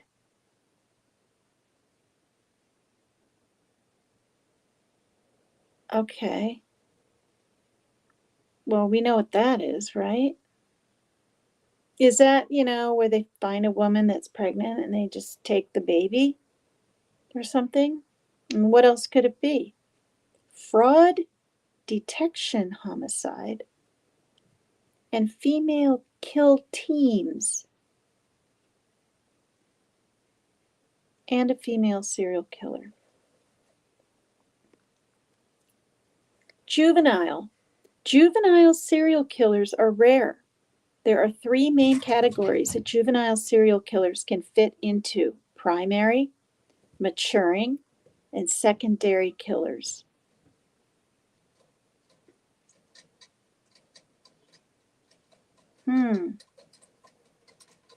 If Koberger's guilty, I wonder if he's like primary. Yeah. Well, this is the thing, you guys. From the description that I read, he's not a serial killer because he didn't kill over any amount of time. It was all done the same day, which would make him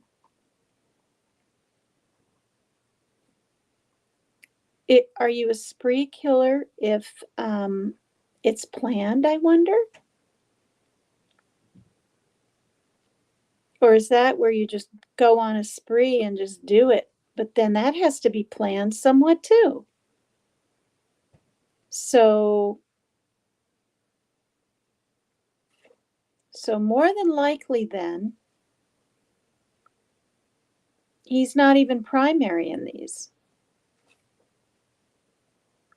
Maturing would be like doing it again, I would think. I don't know.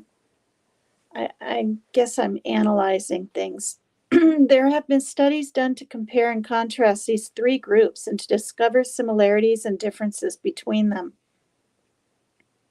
Although these types of serial killers are less common, oftentimes adult serial killers may make their debut at an early age, and it can be an opportunity for researchers to study what factors brought about the behavior. While juvenile serial killers are rare, the youngest felon on death row is a juvenile serial killer named Harvey Miguel Robinson, who was 17 at the time of his crimes and 18 at the time of his arrest. Harvey Miguel Robinson. Okay, I'm looking that up.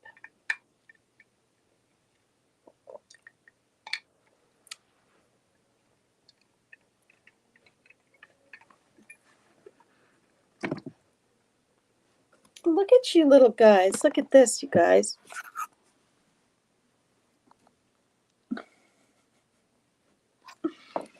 It's so funny. Oh, where's the third one?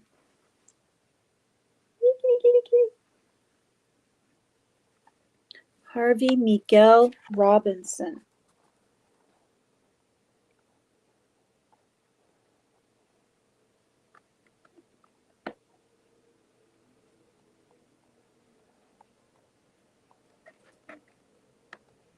Oh, gosh. Okay, don't bite that. Oh, dear. Good grief.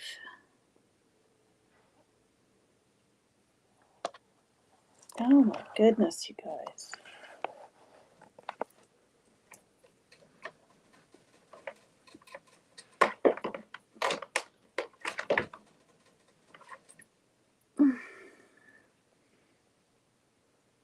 His father was an alcoholic who physically and emotionally abused this man's mother, and she eventually left the family. His father was later incarcerated for beating his mistress to death.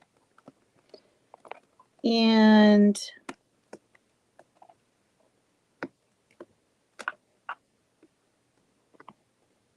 I mean, it's kind of too bad, really. I mean, this is him. I guess when he was a little younger and then got a little older.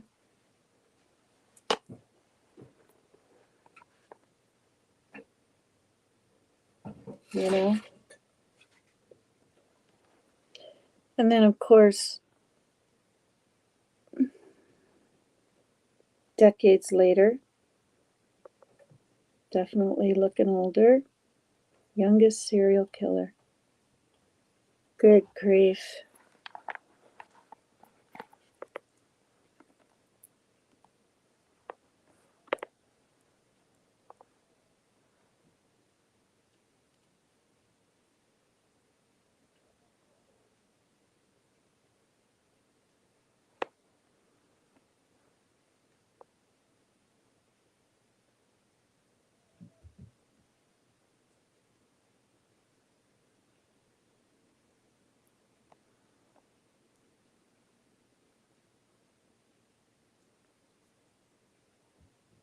Okay, that's weird.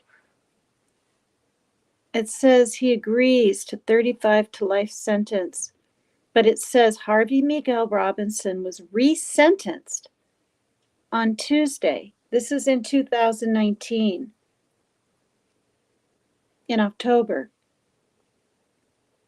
So, because of an age thing, he was resentenced?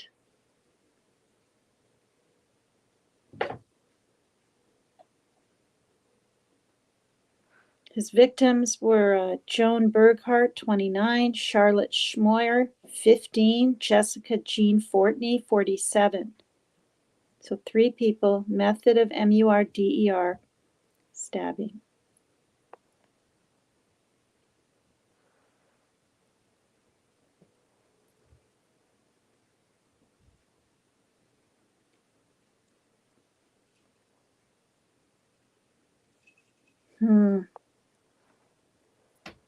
Wow. Oh, he was a stalker, you guys.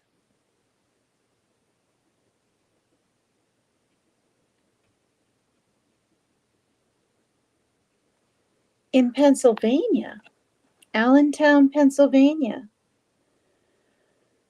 Hi, everybody. All right. I'm going to mute this really quick to decide if I want to play this.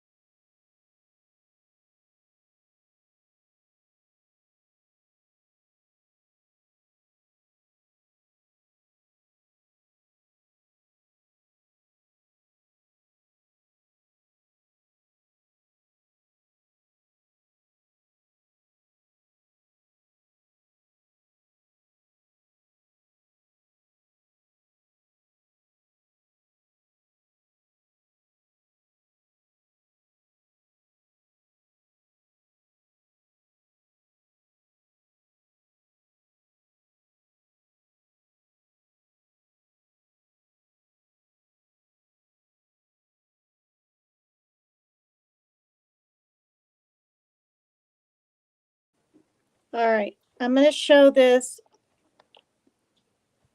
and talk through it now and then. I don't want to get in trouble. This guy's voice is kind of creepy. But he probably does it on purpose. Where is he? Today we will learn about the stories of disgusting serial killers. This is 2. They are driven by their base lusts and commit the most heinous crimes to satisfy their sick instincts. I hope that you, dear viewer, will pray for the victims. I also wish you to have love and live a beautiful and happy life. Do not forget to subscribe to the channel and activate the notification bell to receive all videos. Let's continue now. 2. Ronald Dominique. Ronald J. Dominique of Houma, Louisiana has confessed to murdering 23 men over the course of 9 years and dumping their bodies in sugarcane fields, ditches, and small bayous in 6 southeast Louisiana parishes. His reason for killing? He did not want to return to jail after raping the men. Let's get to know Ronald Dominique more. Ronald Dominique spent much of his youth in the small bayou community of Thibodaux, Louisiana. Thibodaux sits between New Orleans and Baton Rouge and is the type of community where everyone knows a little about each other. He attended Thibodaux High School, where he was in the glee club and sang in the chorus. Classmates who remember Dominique say he was ridiculed for being homosexual during his teen years, but at the time he never... Okay, I better stop it and say something so I don't get in trouble. I think I have to stop every few seconds, which isn't going to be too much fun, you guys, but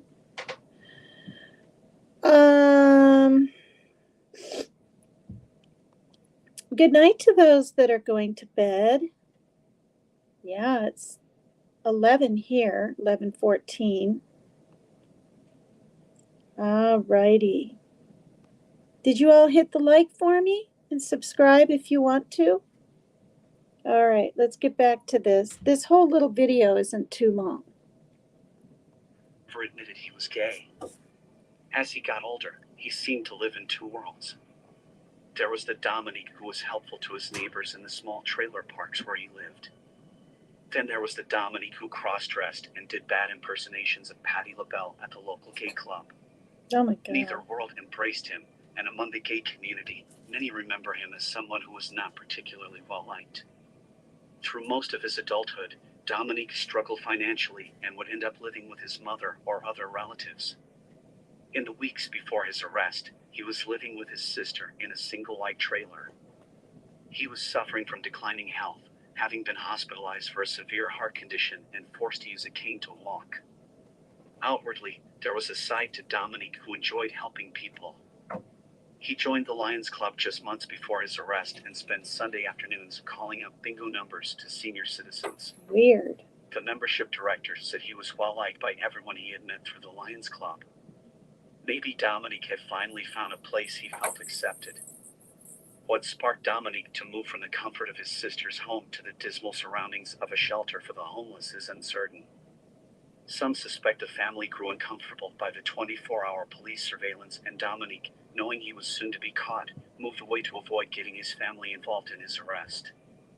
In 1997, authorities found 19-year-old David Levern Mitchell's murdered body near Hunville.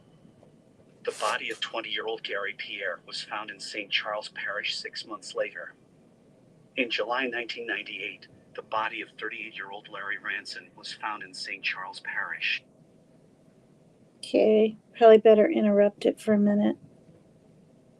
I'm going to read what Mab has here. I saw some Mormon cult get caught in Arizona with a trailer with like 8 little girls in it, all dressed like Little House on the Prairie.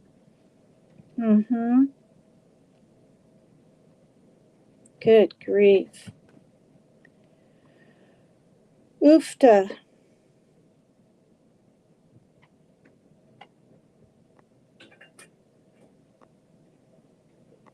This guy sounds a little like, who's that guy? Drip Drop, doesn't he? I mean, I'm not trying to slander him. It obviously isn't. This guy is scary facts. Over the next 9 years, more bodies of men ranging in age from 19 to 40 would be found dumped in sugarcane fields, desolate bayous, and ditches in remote areas. Similarities in 23 of the murders lead investigators to suspect the men were victims of a serial killer. A task force made up of 9 South Louisiana Parish Sheriff's Offices, the Louisiana State Police, and the FBI were formed in March 2005 to investigate the murders. Investigators knew the 23 victims were mostly homeless men, many who led high-risk lifestyles, which included drug use and prostitution. 23, I only see 9 The there. victims had been asphyxiated or strangled, some raped, and several were barefooted. After receiving a tip, authorities armed with forensic evidence arrested Ronald Dominique, 42, and charged him with the murder and rape of 19-year-old Manuel Reed and 27-year-old Oliver LeBanks.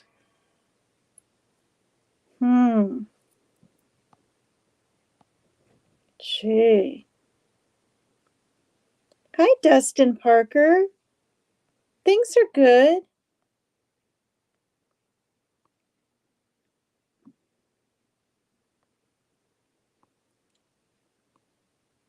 Very nice. Thank you for coming over. Hit the like if you will. Subscribe if you haven't subscribed, if you feel like it. Tina, you can play a lot more as long as you comment on it occasionally. Don't I have to stop it? I mean, I haven't gotten in trouble for playing the other ones I played by BuzzFeed, those 2 guys that try to make light of it, and they're pretty funny, and they have millions of, subscribers and stuff. I never got a copyright for that. Never. And see, that's the thing. If I was monetized, I think I'd have to ask them for sure if I can use their material. I can't find a stop sign emoji. Hi, Maria G.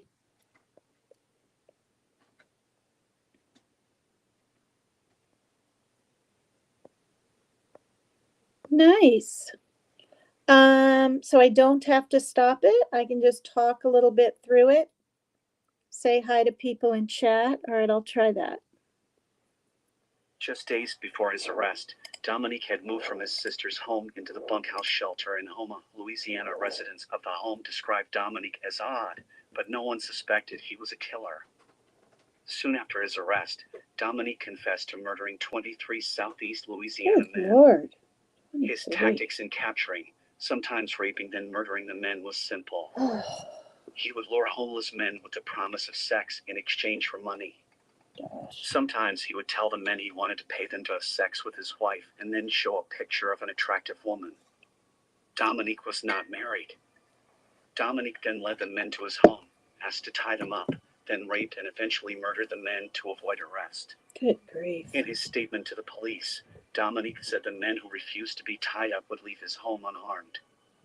Such was the case with one unnamed man who reported the incident to the task force, a tip that eventually led to Dominique's arrest. Ultimately, following a trial, Ronald Dominique pleaded guilty to first-degree murder in an attempt to avoid the death penalty. On September 23, 2008, he was instead sentenced to 8 consecutive life sentences. 1. Robinson Crew. Robinson grew up in a troubled family. His father, Harvey, was an alcoholic arrested for manslaughter after beating his mistress to death. While in his school, Robinson was known for being an athletic student and won awards for his essays. Hi, Ruffles. But was Thank also you. arrested several times for burglary and resisting arrest. A drug addict, he showed signs of sociopathy at a young age, as he had an inability to distinguish the difference between right and wrong, detested any form of authority, and enjoyed being feared by others. On the night of August 5, 1995, Robinson broke into the home of 29-year-old Joan Burkhart with the intention of burglarizing it, but he stole only $50 from her dresser. 4 days later, her dead body was found lying on the living room floor after one of her neighbors called the police to complain about Burkhart's stereo being on for 3 days. Oh, jeez. An autopsy revealed that Burkhart had been raped and beaten to death. Robinson was only 17 years old at the time of the murder. Wow. A year later, Robinson attacked a young girl named Charlotte Schmoyer when she was delivering papers in the morning. Oh, gosh. He abducted her, took her to a wooded area, and raped and stabbed her to death, slashing her throat in the process. Days later, Robinson broke into the home of John and Denise Sancali and burglarized it, stealing John's gun collection and drinking their whiskey. 3 days later, Robinson broke into the home of another woman with the intention of raping and killing her. However, when he saw the woman sleeping with her boyfriend, he decided to kill her daughter instead. Robinson raped and strangled the child, but she managed to survive. Freaking sicko. It is believed that Robinson had stalked the mother for several days beforehand, as he did with the other victims. 8 days later, Robinson returned to the Sancali house in the middle of the night with the intention of killing Denise while John was away. He entered the house via an open window. Denise woke up to the sounds of Robinson's footsteps, saw him, and attempted to escape. God. As she was running through the front yard, Robinson grabbed and pinned her onto the ground. When she bit his arm, Robinson repeatedly punched her, cut her lip open, raped her, and tried to strangle her to death. God. Her screams alerted a neighbor, which prompted him to flee from the house. When police arrived, they found a butcher knife wrapped in a napkin lying outside the bathroom door. A month later, Robinson raped and murdered a woman named Jessica Jean Fortney. She was beaten and stabbed to death, and her body was found lying on the living room with blood splattered all over the walls. Trigger warning. 4 days later, Robinson returned to the Sancali home to finish the job with Denise. Jeez. He attempted to break into her house to kill her, but failed, as the back door was equipped with an alarm system. God. Realizing he would not stop until Denise was finally dead, the police department sent a young police officer Jesus. named Brian Good Lewis night, to stay Ned. at the San Cali house in case the killer appeared again. One night, Robinson, now armed with a gun, returned to the house. God, he's fucking Lewis heard nuts. his attempts at opening the locked doors and then watched as he broke inside through a window, which was left open on purpose. Lewis then identified himself as a police officer and told him to stop. Instead, Robinson began shooting at Lewis, and he fired back, wounding Robinson. He escaped, and a blood trail was found.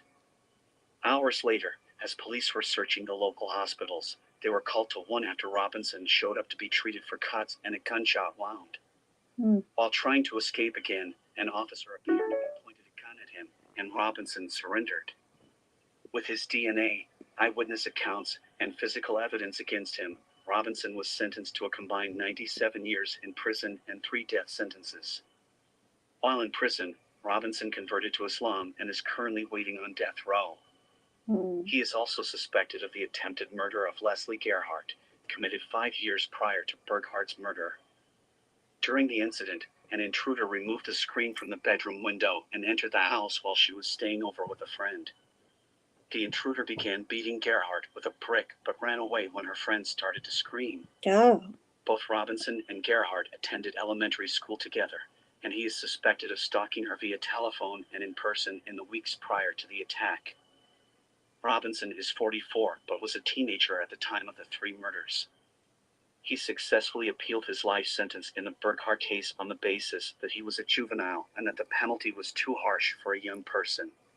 I see Robinson was initially sentenced to death for all 3 cases. I almost said crouton. A croissant, he agreed to a life sentence for the Schmoyer case and is appealing his death sentence in the Forney case, according to defense attorney Gavin Hollihan and Lehigh County Assistant District Attorney Jeff Bird. Bird considered arguing for a life sentence in the Burghardt case, but decided to make the 35 to life offer given the uphill battle prosecutors have had in other cases overturning appeals for juveniles previously sentenced to life. It puts this case to rest, finally, Bird said Tuesday. In exchange for the sentence, Robinson waives his right to further appeals in the case. Even if all 3 murder convictions were somehow overthrown, Robinson could remain in prison for more than 100 years for additional convictions, including the rapes of his victims. They can't let him out. Robinson said he'll consider a request from Lehigh County Judge Edward Reibman to donate his brain to science. What? Robinson's alleged brain damage has been an appeal issue for decades. What? The judge told Robinson donating his brain to science is one way for some small good to come from his horrific crimes.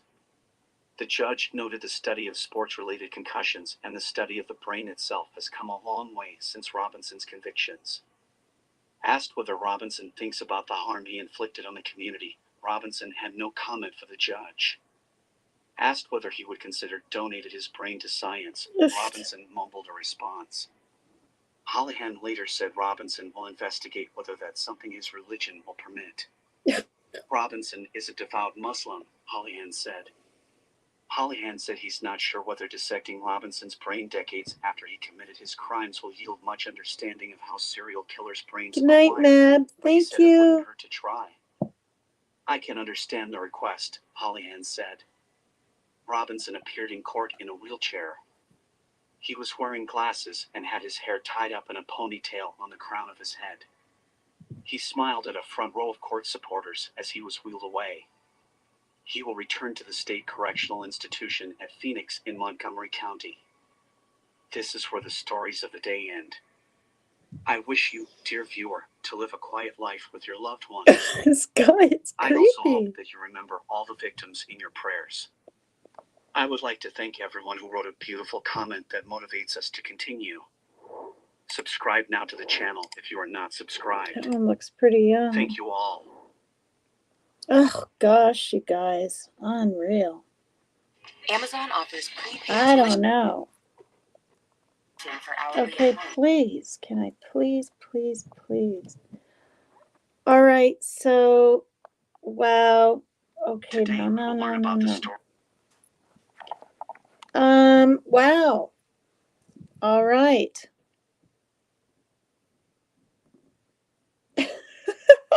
Thank you, Maria G. Just a small town girl. This is crazy. How's your neighbor lady's husband? Is he, I mean, I haven't seen anything on Facebook. Is he still, for lack of a better word, fighting for his life? I think he is, right?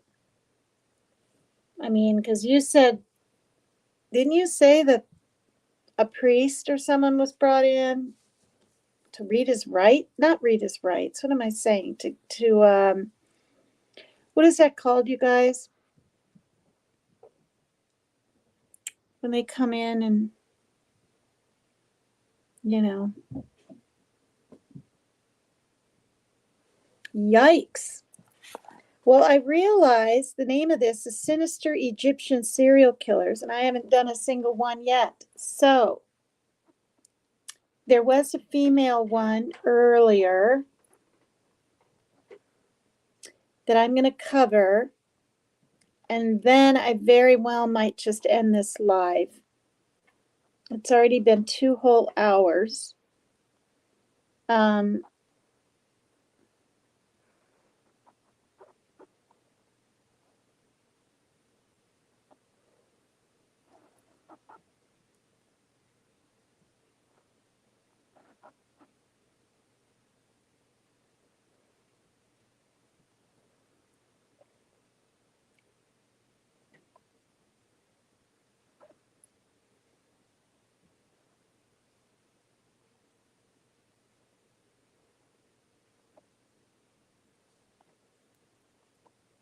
hmm.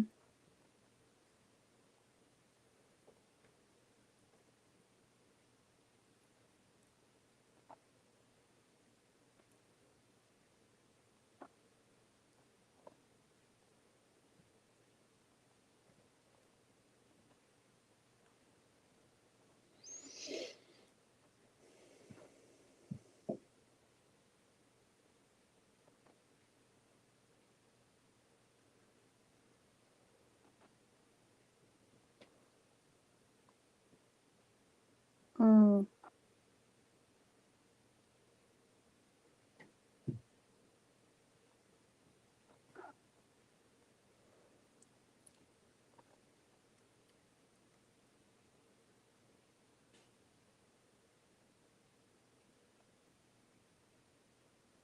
Goodness gracious. These two were sisters, Raya and Sakina.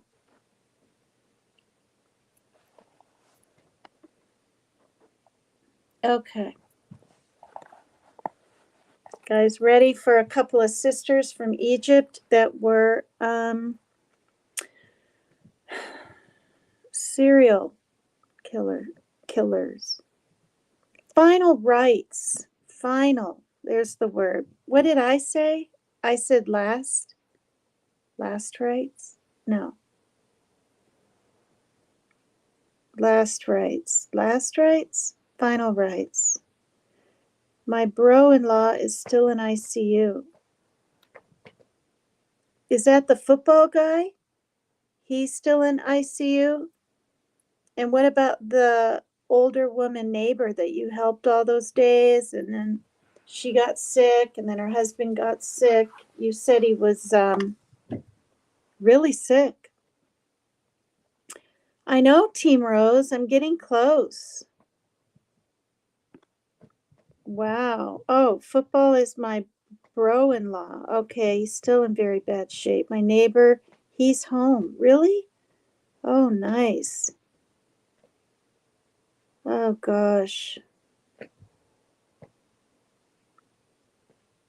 Him doing heart surgery at 80, I mean, because I went through it with, what's her face? Not what's her face. My friend Monique. But she was a smoker and she made through it. So he has severe breathing issues. Hi, Turtle Gang. Everyone in here has a wrench. Are you doing a Team Rose move? No, the only ones that should have a wrench are Team Rose, Maria G. Yeah, Mab did, but he's out now, or he just left. And so I think I have just 2 for now.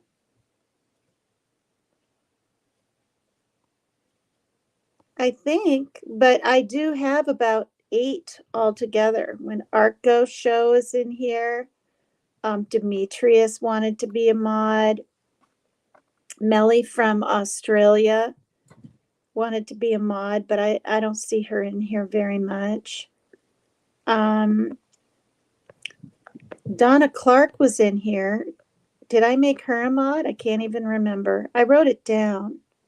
At Turtle Gang. I don't think she wants to be a mod. She's already a mod on like, what? What did you say, 5 channels?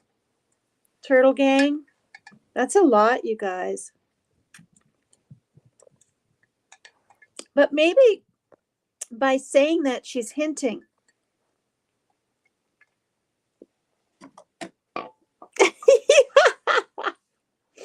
No, you're not asking for sure. I love you too, Turtle Gang. Does everyone know who that is? I'm not going to say in case you don't know. All righty then. Raya and Sakina. I'll help anytime. I don't need to be a mod. Oh, that's nice. Yep, Lloyd Boston's here. Did you just get here, Lloyd Boston? He's a mod. Look at Turtle Gang. No.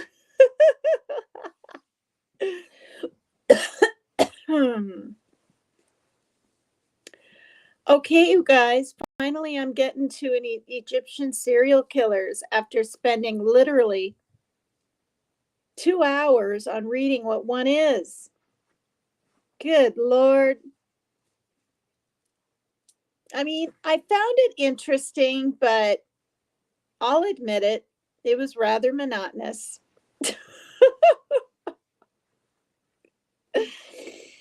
Oh my gosh, you guys, every little aspect of a serial killer, but I learned a lot. It's either Raya and Sakina or Raya and Sakina were 2 Egyptian women serial killers known as Egypt's most infamous killers of that type. Raya and Sakina were siblings. They, their husbands, and 2 other men, so them and their husbands, plus 2 other men, began killing women in the Laban neighborhood of Alexandria in the early 1900s. The police were plagued by increasing reports of missing women. Common details in the reports included the missing person's sex, all were females. The missing women were known to be wearing gold jewelry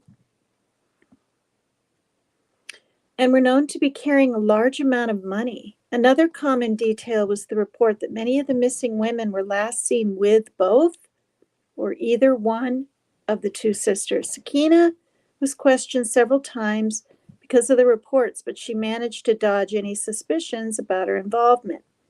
In the morning of December 11, 1920, a passerby discovered human remains on the side of the road. The body was damaged beyond recognition except for its long hair and was completely, trigger warning, yeah, everyone knows anyway. So should I say? Oh, you wrote it. Jeannie Ange. Shh. I think that's so cute. People type, shh. Okay.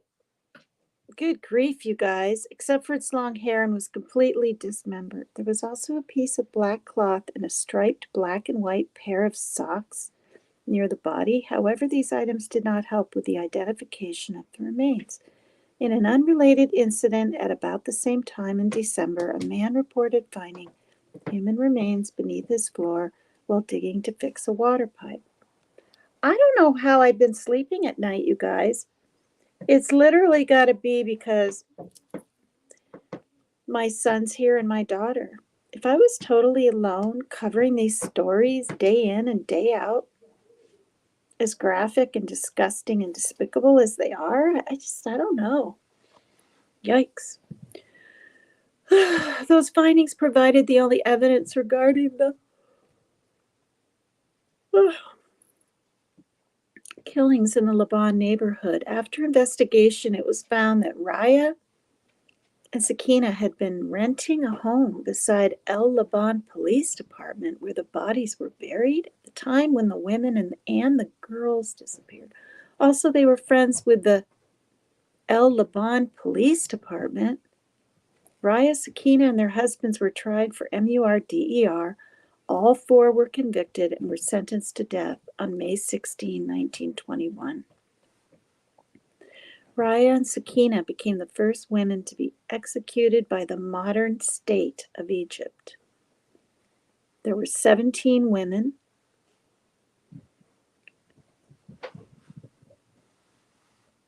I wonder how they were executed. I mean, maybe we don't really care, but oh, hanging. It's right there. So this is a picture of them.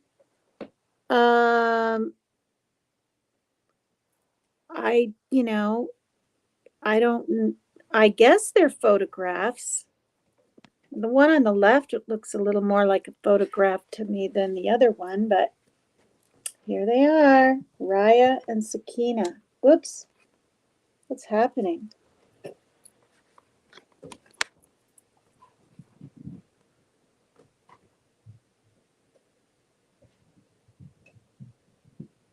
Oh, good grief. I can't tell you that everyone would know my secret place. Well, thank you, Tony. Thanks for being here. Oh, wait.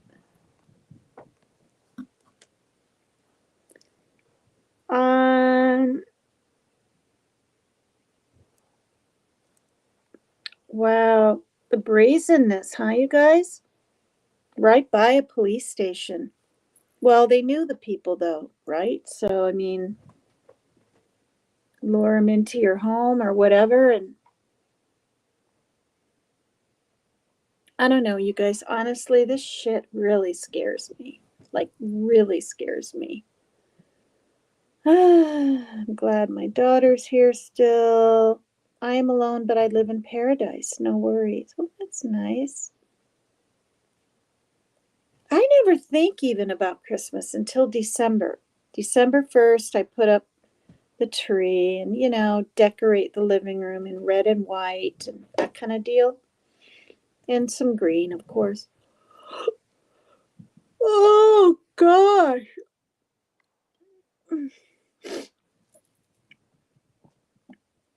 Okay, so the victims were prostitutes who used to work in the secret home, which was the name of the brothel, that was managed by Raya and Sakina.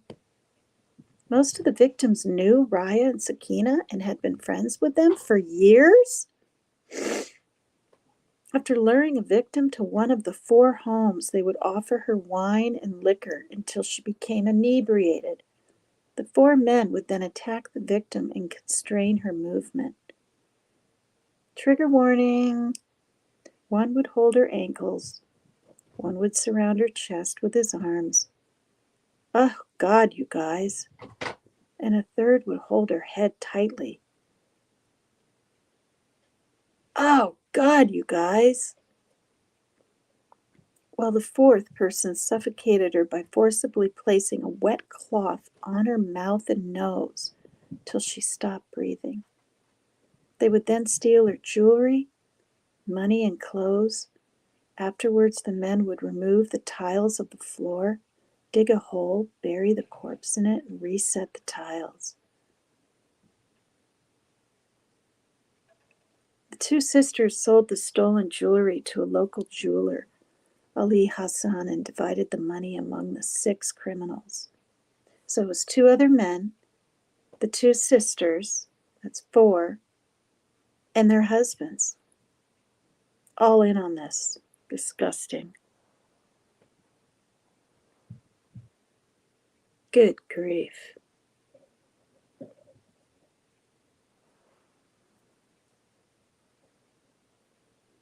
You guys, they trusted these women for the longest time. Years. I mean, think about that. I've done a lot of serial killer stories, and this is a first, right? To know them, not for a week or a day, or pick them up off the road and hang out 2 days, and then, we're talking years. That's just weird. Ugh.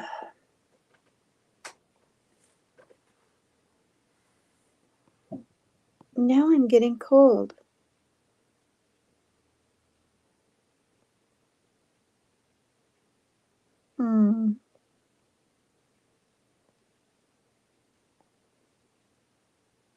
Where's my wrench? LOL. I really don't want one. I'm just clowning, Tony. I have 8 mods. You know.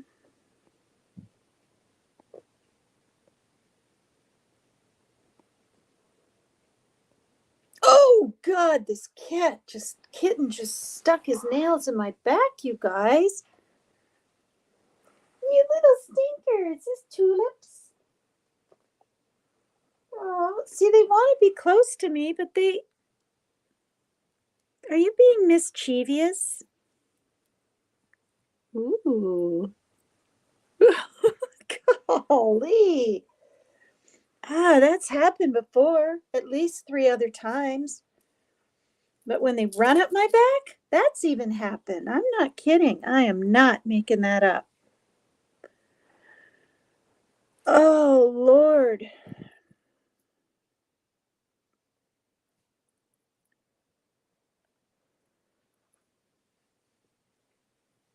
Oh.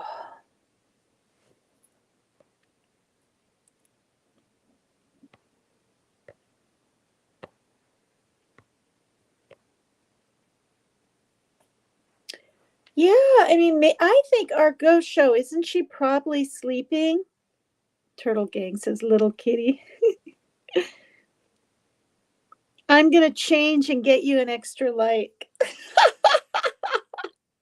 That's really funny.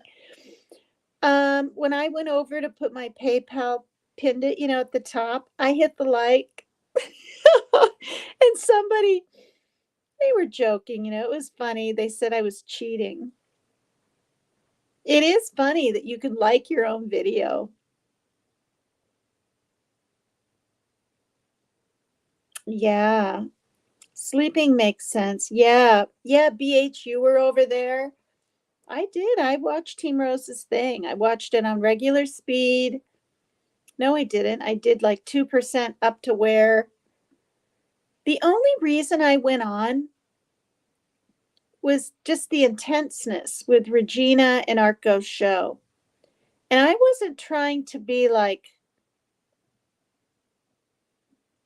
a mediator and resolve anything. I wanted her to know that if she was drinking, right? Anyone for that matter, you can't reason with people like that. It's not even worth trying. And you know who taught me that? Because I dealt with it, now and then with my ex, my mother. She said, you just cannot talk to people when they're drinking. You hang up the phone or whatever, and you deal with it when they're sober. And she's right. Like, why waste your breath and your time and your energy and your cortisol levels? I mean, stress makes that cortisol pulse, right? And can cause bloating and all kinds of things. It's funny. I came to a channel about serial killers for peace, says Debbie. Gosh, Jeannie, you told me that once. That's amazing. You've never even had a sip of a beer? Nice, frothy, salty. Oh, gosh. I shouldn't even talk like that. Right, Lloyd. You cannot reason with an unreasonable person. I mean, even when I came up, she'll see this maybe, and I don't want her to be mad. I'm just stating some facts. She got a little combative with me. And I was trying to help Art go show. but she felt right that I was sticking my face in the middle and getting involved and probably had no place to. And she was nice about it for a second and then not. Do you know what I mean?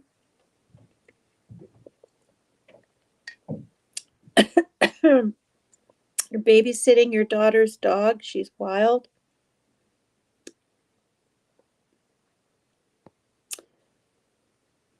Oh, your grandmother taught you that. Yeah, I mean,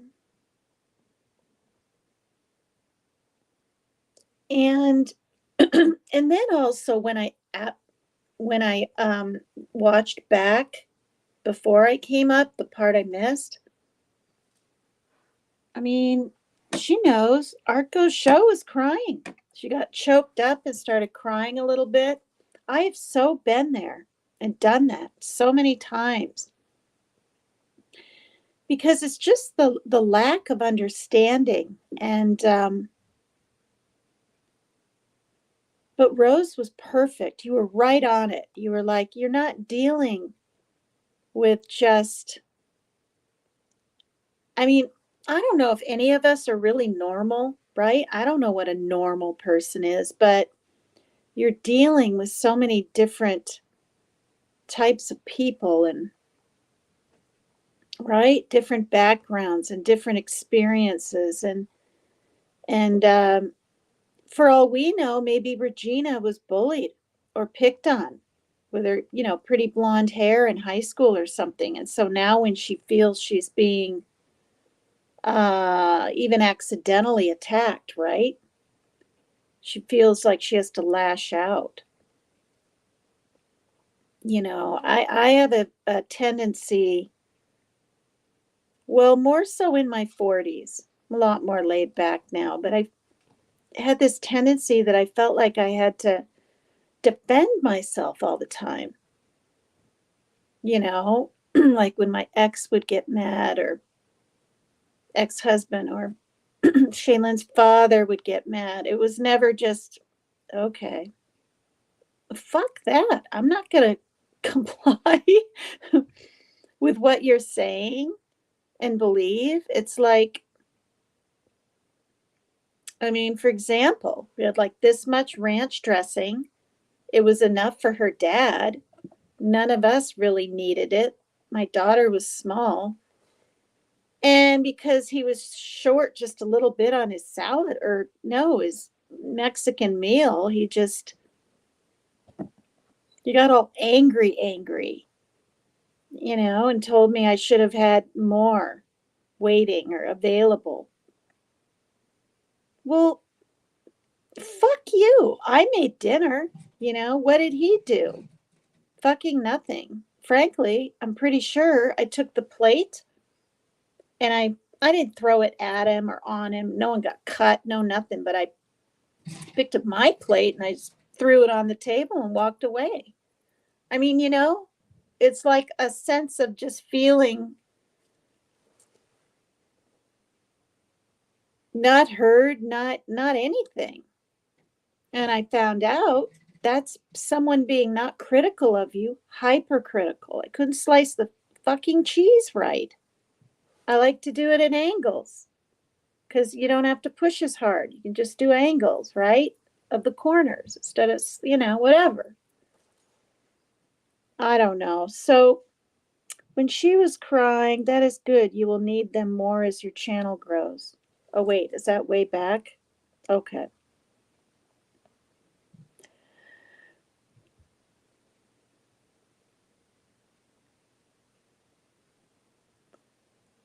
Yeah. Hell yeah, Tina. But I don't know. Honestly, like people probably think I'm not in control of my emotions. I frankly am because I'm sober. I mean, that really messes with like I don't know, is the word equilibrium even? I don't know. Like, You can be depressed one second and wonder why you're bawling the next, and you don't even know, or angry or whatever. And I know why I get upset. You know what I mean? Everything's more of like in life, more of an even keel. Because I'll say this, my depression, or not even really depression, but feeling depressed as I got older and drank was much more profound, much more. It was just very minimal, my 20s and 30s. And, you know, and I didn't drink every day, you guys. I'm not like this closet alcoholic or someone that would down bottles of booze. You know, I mean, if I was, my liver would be damaged by now. I drank for 30 some years when you think about it. I mean, let's figure it out right here if you don't mind. I started drinking when I was 16, 17, 18, 19, 20. The drinking age was 18, 21, 2, 3, 4. When I got married, I was still drinking. 5, 6, that's 11 years up to the age of, or 10 up to the age of 26. Drank when I was 27, 28, 29, 30. So that's 4 more. So that's 14. And then another 10, right, to the age of 40 is 24. Oh, wait, I stopped drinking for 8 years when I was married to Joe when I was 33 to 41. So 24 minus 10 would be 14, but it was minus 8. So 14, 15, wait.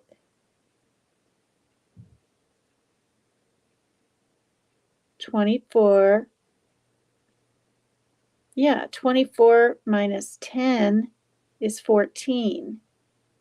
So that would bring me to, but it's 8 years. So that's 16. Wait, why would it be more though? You guys, I'm really confused. I had 24 years up to the age of 40. And I want a minus 8. And why can't I do it? Minus 10 is 14. Yeah. Okay, so 16. Oh, God. And then, because I really didn't touch it. For 8 years, I did not touch it. I didn't want to lose my son. I didn't want us to have, you know, problems. Yeah. Okay, so 16 instead of 24 years. Yeah, that makes sense. Okay, so 16 years there, I drank up to the age of 40. And then I didn't get sober until 12 years ago. So 61, 51, 50, 49. So I drank another 9.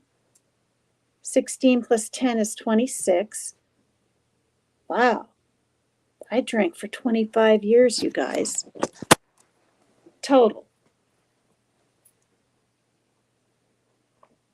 Yeah, I figured it out. It's kind of bizarre. Because I had 12 years in September. I thought it was 11. It's 12. Who cares? I'm the only one that really cares.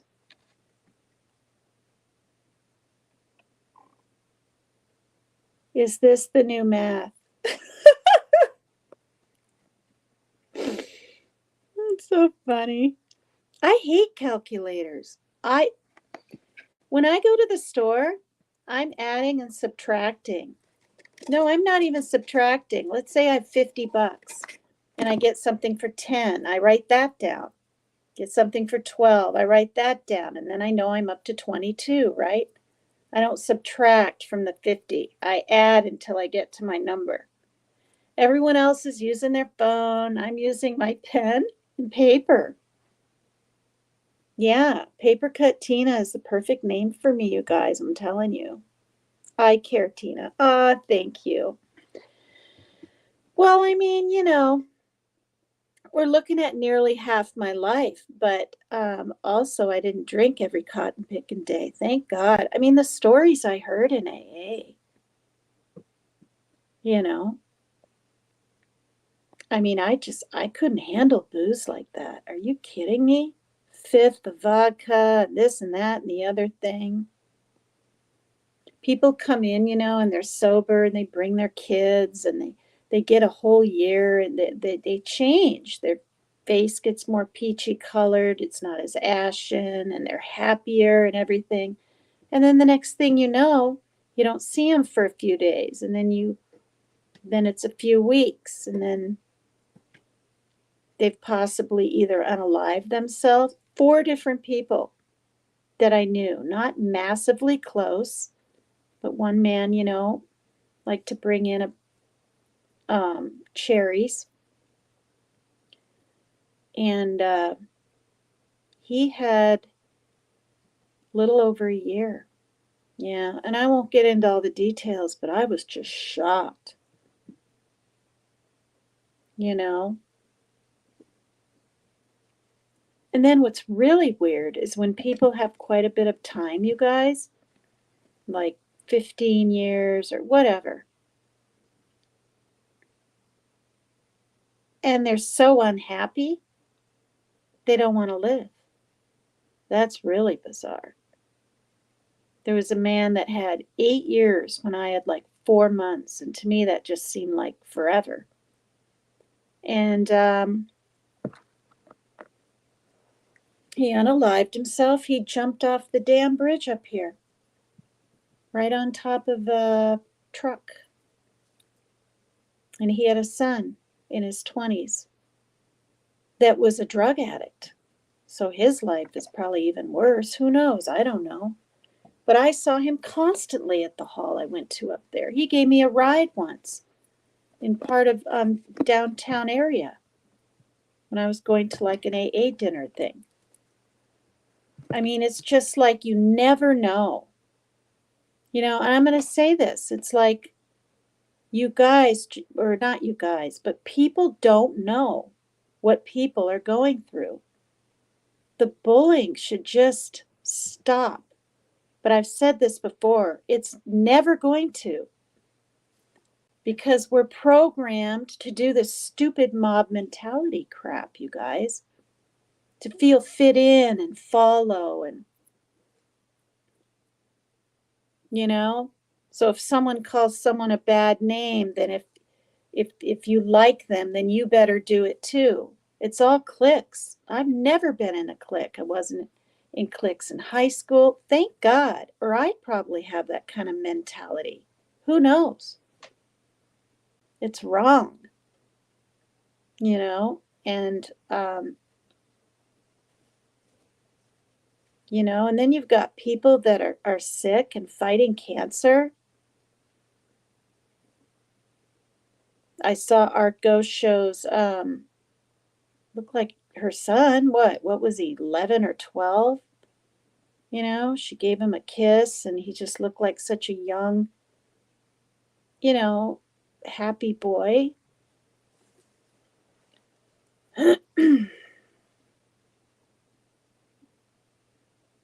God forbid something happens to her, you guys. That whole family's dynamics will change. Oh, God. But we'll just pray for healing and that she'll do okay. I don't know all the details. I don't know, like, you know what I mean?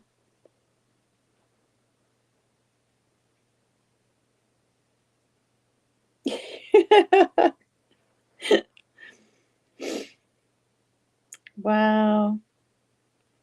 I know. Marriage changes people. I mean, and honestly, it changes the woman too, right?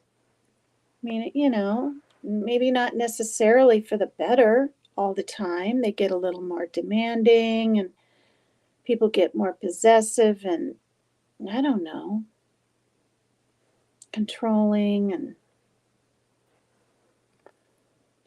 oh gosh. But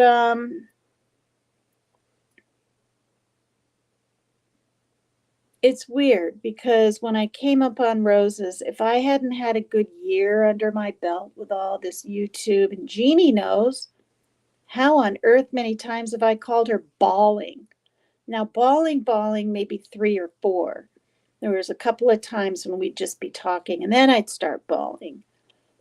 And she's helped me tremendously navigate through some of this YouTube stuff. I want to say shit, but it's not, you know. And Rose has helped me too, you know. But boy, if I didn't have that under my belt, you guys, I probably would have gone up on there and been like, Regina, you don't know what you're talking about. Stuff like that, right? You need to pipe down, put the drink down, blah, blah, blah. Who knows what I would have said? I tell her to stop, LOL. Oh my God. I say hi to too many people, but the thing is, everyone else does too, you know? And then I was trying to help the people that aren't members, that have just the gray names, feel included. You know, that's what people did for me. The 2 people that were always saying hi to me and so kind were Maria G. and Jennifer B. Without fail. Little turtles and hearts. Hi, welcome back. Every single day. I'll never forget it. They made me feel, you know, included and part of and welcomed, and, you know, and then Jeannie later on, you know, when I got to meet her and talk to her and things like that. And Rose and everyone else for that matter.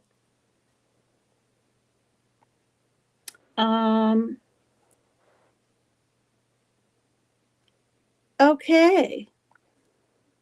Do I want to sit up here much longer? Oh, Lord. Oh, gosh, you guys. Just prison or jail, or is this jail or prison? Just looks,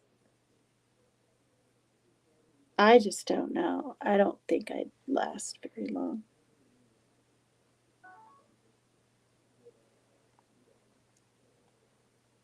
Been raining all day. What a dang surprise. It used to rain every single cotton picking day in October. Now it's November. And it'll probably rain every single day in December. And then when it finally gets cold enough, we might have a little snow. Okay, I'm going to end my live because look at this small writing. I am not going to read that. Thanks, everybody. I need to clean a couple litter boxes, maybe make myself some soup. I'm a player. I play bingo, says Lloyd. Hi, Gramazon. You just got here, but I've been on a while, and oh my gosh, I read for like 2 hours straight. Team Rose was going batshit crazy. She had to talk about food and bye, BH. Thank you for coming over. And I'm just teasing you, Rose. It's good that you engage with the chat the way you do, and keep it light and keep it happy and keep it fun. That's what you do. All right, you guys. Thank you so much. And I love you all.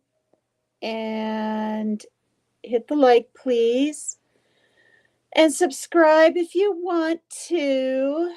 And thanks for coming over too. Paper cut is extreme. Kind of forgot what the heck it was for a quick second. I'm just gonna say this. If you want to give me $1 or anything, now I am grifting. In my PayPal, I'll be able to StreamYard tomorrow, because tomorrow I don't think I can. I wrote on my calendar that's my 30th day, so maybe only tomorrow, but not from there on until I get some money. Because the 15 that I had, my son was getting picked on. I said this at the beginning of the show, with his Xbox name, which used to be Space Goats, which was the name of his band, his little band that he had with his other friend, Grayson, when he was a teenager. So for the third time, he's changed it. Anyway, that money is what I was going to use towards StreamYard. So, you know, if you want to help me out and hear more depressing, dreadful, dynamic, diabolical, disturbing, detrimental. Come on, you guys, give me some more D words. Dastardly, dangerous, distancing. I bet there's a troll out there going, Tina, try dumb.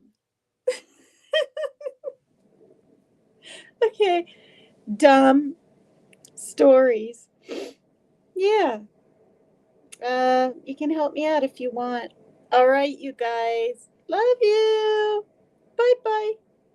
Thanks, everybody, for coming over. It means a lot to me.